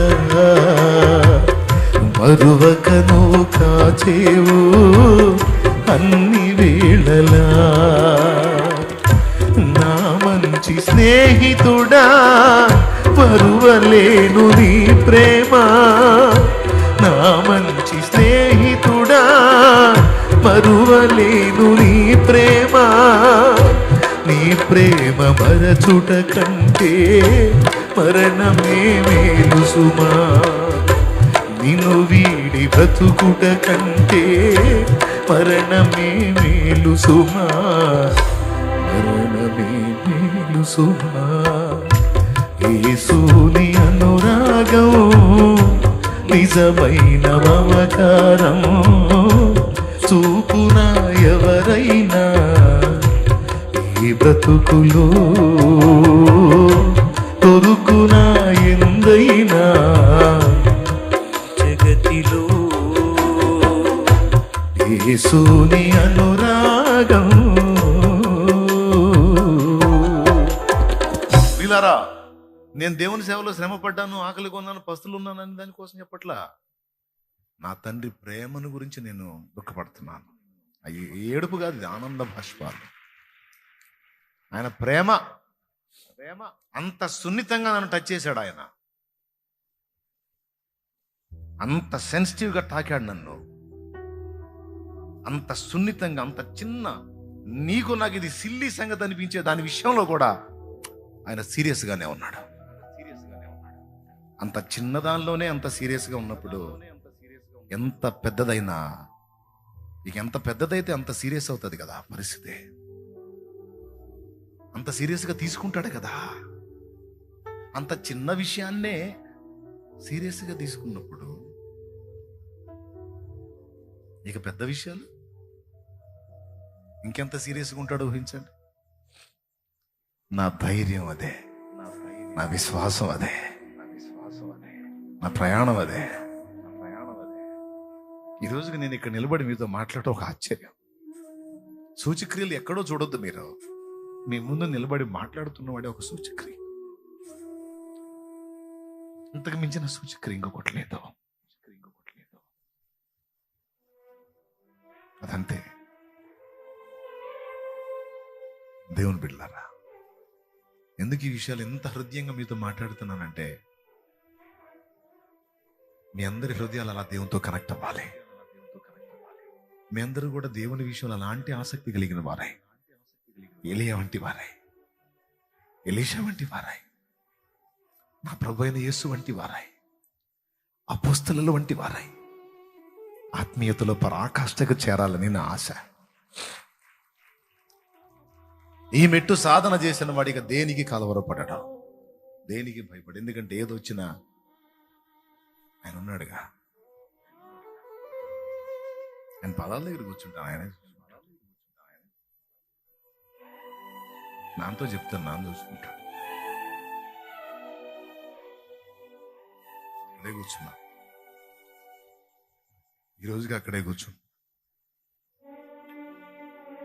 నిందలు, అవమానాలు, తృణీకారాలు, తిరస్కారాలు, దుష్ప్రచారాలు, చిరునవ్వు నవ్వుకొని ఆయన ముందే కూర్చుంటున్నా. చూస్తాడు, పరిగించారా, బాధపడుతున్నా. ఎందుకు తండ్రి అటు ఆయన్ని పూదండలకు మారుస్తాలే,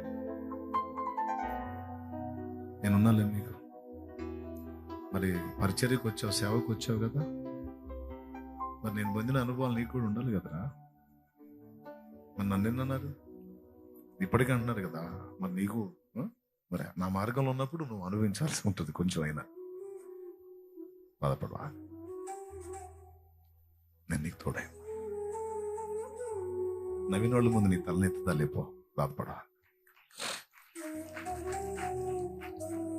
ఇంకెవరి దగ్గర బాను, ఎవరి దగ్గర శరణ పోండి, ఎవరిని దయాదాక్షిణ్యాలు కోరను, ఎవరినో సాయం చేయండి బాబా, దండం పెడతా, ఇవ్వండి, మాట్లాడే పనే లేదు. అప్పటి నుంచి ఇప్పటిదాకా ఆయన దగ్గర పోయి కూర్చుంటా. ఏంది నాన్న అని, ఏం తండ్రి, ఏందయ్యా ఈసయా,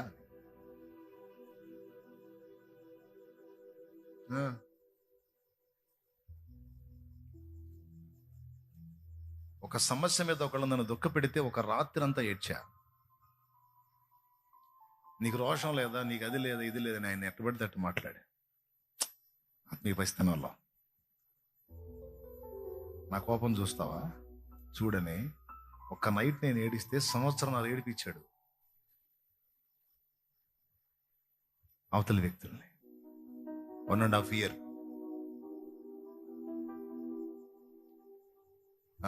ఒక నైట్ ఎక్కడ, ఒక సంవత్సరం ఏడుపు ఎక్కడ.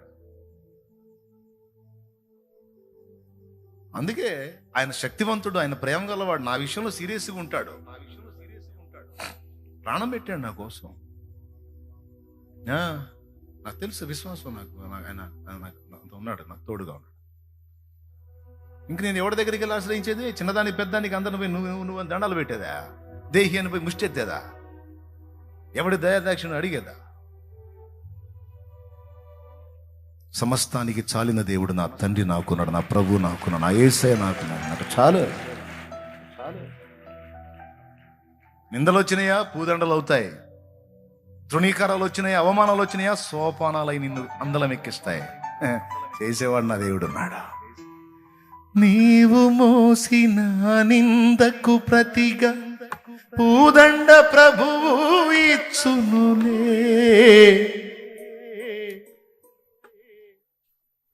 నీవు పొందిన వేదనలన్నీ త్వరలో తీరిపో. నీ స్థితి చూసి నవీనందరూ సిగ్గుపడే రోజు వచ్చింది. విడుదల సమీపించెను, నీకు వెలుగు ఉదయించును. విడుదల సమీపించెను, నీకు వెలుగు ఉదయించును. మగిల్లు కళ్ళల్లోన కన్నీళ్ళెంత కాలం, కష్టాల బాటలోనే సాగదు పయనం. విడుదల సమీపించెను, నీకు వెలుగు ఉదయించును. విడుదల సమీపించెను, నీకు వెలుగు ఉదయించును.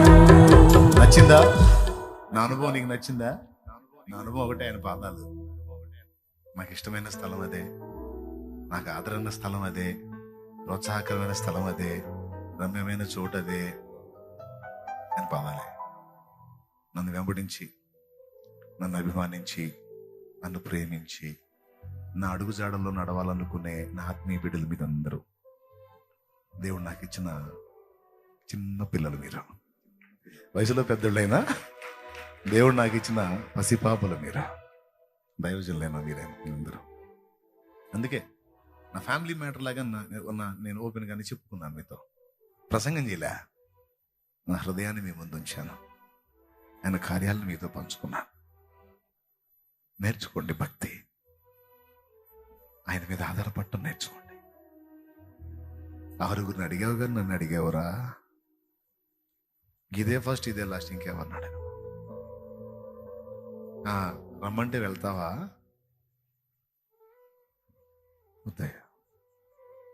చేయాలనుకున్న వాళ్ళు వాళ్ళే వచ్చి చేస్తారు. నువ్వు ఇస్తానన్నావే, చేస్తానన్నావే అని ఎందుకు వెళ్ళేది? వద్దు. పాటలు విని ఒక బ్రదర్ అన్నాడు, బ్రదర్ మీరు ఈసారి సీడీ చేసేటప్పుడు నాకు చెప్పండి, నేను మనీ ఇవ్వాలను. చెప్పలా, రికార్డ్ అయ్యి సీడీ వెళ్ళింది ఆయన దగ్గరికి.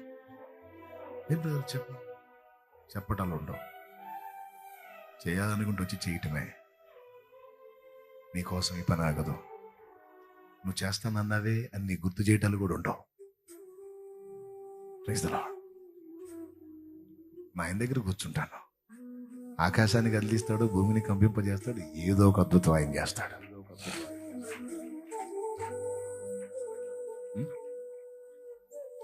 ఏం నేర్చుకుందన్నా మీరు ఇప్పుడు? దైవజనుడా, ఆత్మను రక్షించాలనుకున్న వాళ్ళారా, ప్రభు పాదాల దగ్గర కూర్చుని వెళ్ళిన వాడు ఇంటిని బాగు చేయరా అంటే 10 పట్టణాలను బాగు చేశాడు. పోయి ఇంటికి దీవెనకరంగా మారినా అంటే 10 పట్టణాలకు దీవెనకరంగా మారాడు. ఎక్కడుంది నాన్న? నా శక్తి అయిన పాదాల దగ్గర ఉంది.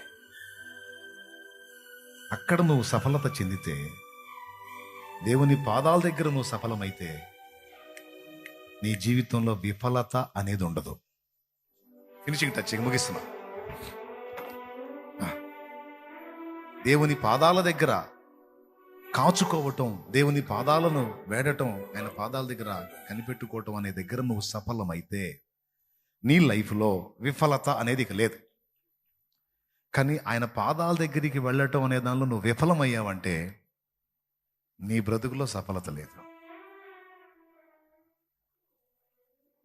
అదే ఒక మేజర్ పాయింట్. అందుకే దైవజనుడికి ఉండాల్సిన రోషం, దైవజనుడికి ఉండాల్సినటువంటి పరాక్రమం. నేను మోకాళ్ళు వేస్తాను నా అన్న దగ్గర, నా తండ్రి దగ్గర. ఆయన కదిలిస్తాడు ఆకాశాన్ని. కదిలించవయ్యా, నువ్వు నన్ను సేవకు పిలిచావు కదా. నేను ఎవరిని ఆశ్రయించేదయ్యా? ఎవరిని శరణ వేడేదయ్యా? ఎవరి దగ్గరికి వెళ్ళి నీ సేవకుడిగా దేహి అని చేయి చాపేదయ్యా? నీకు అవమానం కదా. ప్రభువా, కనికరించు, నాకు వాక్శక్తినివ్వు. నిన్ను గూర్చి మాట్లాడుతున్నప్పుడు విన్న హృదయాల్లో పశ్చాత్తాపం కలిగించు. వాక్శక్తినివ్వవయ్యా, వాక్శక్తినివ్వవయ్యా. విన్నవాళ్ళు గుండెలు బద్దలయ్యేటట్టు రోధించి మారు మనసు పొంది ఆ శక్తినివ్వు. శామ్యుల్ మోరిస్కే దేవుడవా? చార్లెస్ గ్రాండిన్సన్ ఫిన్నీకే దేవుడవా? నాకు దేవుడు. ఆ వాక్శక్తి నాకు. అపోస్తలులు మాట్లాడినప్పుడు వేల కొలది ప్రజలు మారి నరకం నుంచి కాపాడబడి రక్షణ పొందాను.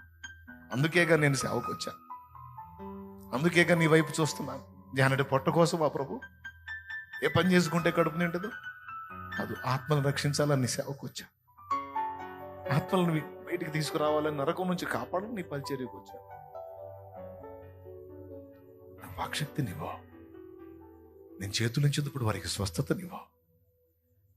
నేను సంచరించిన ప్రదేశాల్లో ఉజ్జీవాన్నివ్వు. నేను అడుగుపెట్టిన గృహాలకు ఆశీర్వాదాన్నివ్వు. దృష్టించిన వ్యక్తి, స్పర్శించిన వ్యక్తి, మాట్లాడిన వ్యక్తి, ఆ మాట ఎక్కడో ఉండి విన్న వ్యక్తి, పాట విన్న వ్యక్తి, పుస్తకం చదివిన వ్యక్తి, నేను చేసిన ఏ దాన్ని కూడా సంధించిన వ్యక్తి తాకబడాలి, దర్శింపబడాలి, విమోచన పొందాలి. నా తండ్రి, నువ్వు కార్యం చేయయా, నువ్వు కార్యం చేయయా. నువ్వు కదలకపోతే ఎలా జరుగుతాయా అని దైవజనుడు ఆయన పాదాల దగ్గర సఫలత పొందాలి. అప్పుడు చూస్తా ఉజ్జీవం. అక్కడ విఫలమైన వాడు ఎవరైనా అరాకొరలో ఆగిపోతాడు తప్ప ప్రాంతాలను ప్రభావితం చేసే ఒక ఉజ్జీవకర్తగా మాత్రం మారు. అయ్యా, అది విశ్వాసులు కూడా. నా చిన్న కుటుంబాన్ని కదిలించలేకపోయాను నా భక్తితో. సమాజాన్ని ఏం ప్రభావితం చేస్తాను, నీ సేవ ఏం చేస్తాను, నేనే నిలకడగా నిలవలేకపోతున్నాను. మిగిలిన వాళ్ళ సంగతి ఏంది? ఏంటైనా నా సంగతి. నీ శక్తినివ్వు, నీ ఆత్మతో నన్ను అభిషేకించు. దయాలు బట్టి నుండి బాగు చేసి శక్తినిచ్చి 10 పట్టణాలు కదిలించావే. నా చిన్న ఇంటిని కదిలించలేకపోతున్నా నేను. ప్రభువా, కదిలించు నాయన. కఠినాత్మల హృదయాలు కదిలించు, మార్చమని ఆయన పాదాలను ఆశ్రయించు. అప్పుడు మారుతారు. నువ్వు మాట్లాడితే మారరు. సీన్లోకి ఆయన ఎంటర్ అయితే అప్పుడు వదిలి ఒక్కొక్కడికి పట్టింది దయ్యం. నిజం చెప్పండి, నేను చెప్పిన అనుభవాలు మీలో ఎంతమందికి హృదయంగా అనిపించినాయి?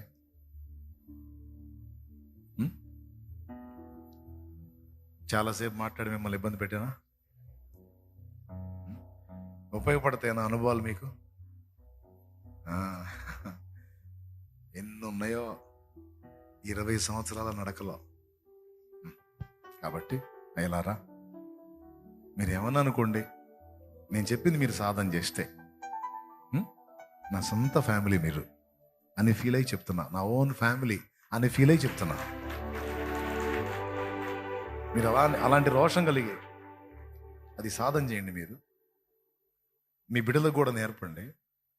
నేను చెప్తున్నా, నీ లైఫ్ చరితార్థం అయితే నీకు పుట్టిన వారు కూడా ఆశీర్వదించబడతారు. మా నాన్న రోషగాడు, మా నాన్న వాళ్ళ దయ వీళ్ళ దయ గోరడో. మా నాన్న వెళ్ళి మోకాళ్ళు వేస్తాడు. మా నాన్న మోకాళ్ళ ప్రార్థనా వీరుడు. మా నాన్న కడుపులో మండిందంటే ఏమన్నాడు? పోయి మోకాళ్ళు వేస్తాడు. ఆయన మోకాళ్ళు వేసాడంటే దేవుడు కదలాల్సిందే. ప్రకృతిని కదిలిస్తాడు దేవుడు. మా నాన్న అలాంటి వాడు.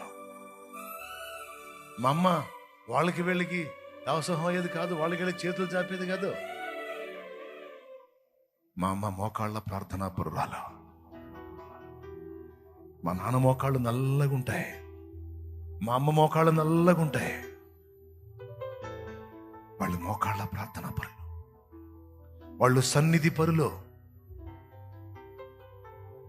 ఏదొచ్చినా సరే మా అమ్మ వెళ్ళి మోకాళ్ళు వేసిద్దే. మోకాళ్ళ మీద దేవుణ్ణి అడిగి పొందుకోవటం మాకు నేర్పింది మా అమ్మ అని రేపు నీ బిడ్డలో చెప్పాలి. నిన్ను చూసి నీ బిడ్డలు కూడా మోకరించడం నేర్చుకోవాలి. ఏమి ఇచ్చింది మేమ్మ నీకు ఆస్తి అంటే? మోకాళ్ళు వేసి అడగటం నేర్పింది.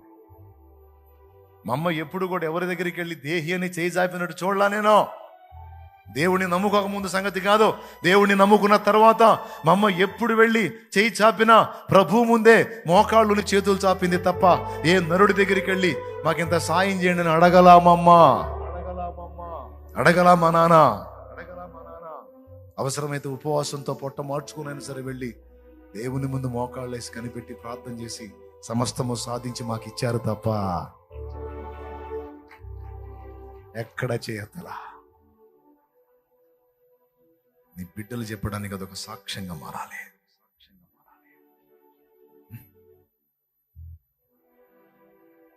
నీ పేరెత్తి మా తండ్రి అయిన అబ్రహాము దేవా, మా తండ్రి అయిన ఇస్సాకు దేవా, మా తండ్రి అయిన యాకోబు దేవా అని నాడు ఇశ్రాయేలీయులు వారి పితరుల పేరెత్తి ప్రార్థన చేసినట్టు నీకు పుట్టిన వారు నీ పేరెత్తి ప్రార్థన చేయాలా.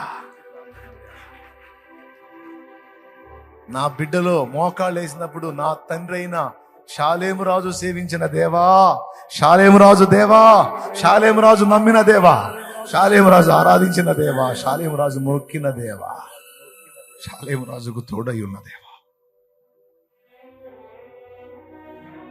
నీ బిడ్డలు కూడా అలాగెత్తి చేయాల ప్రార్థన. Praise the Lord. నీవు ఆయన భక్తుడు అని భక్తురాలివని నీ బిడ్డలకి తెలియాలి. నాన్న నేను చెప్పిన సీరియస్గా తీసుకోండి నాన్న. ఎదురుండదు నాన్న, మీకు తిరుగుండదు. ఎన్నన్నా రాని అవన్నీ నీకు ప్లస్గా మారిపోతాయి. అట్లా జరిగింది అంతే. చూడు, నువ్వు ఇప్పుడు ఎదురవుతున్న పరిస్థితులు చూడొద్దు, నెక్స్ట్ ఏంటో చూడు. నువ్వు నెక్స్ట్ ఉంది సీను, జరిగింది అంతే.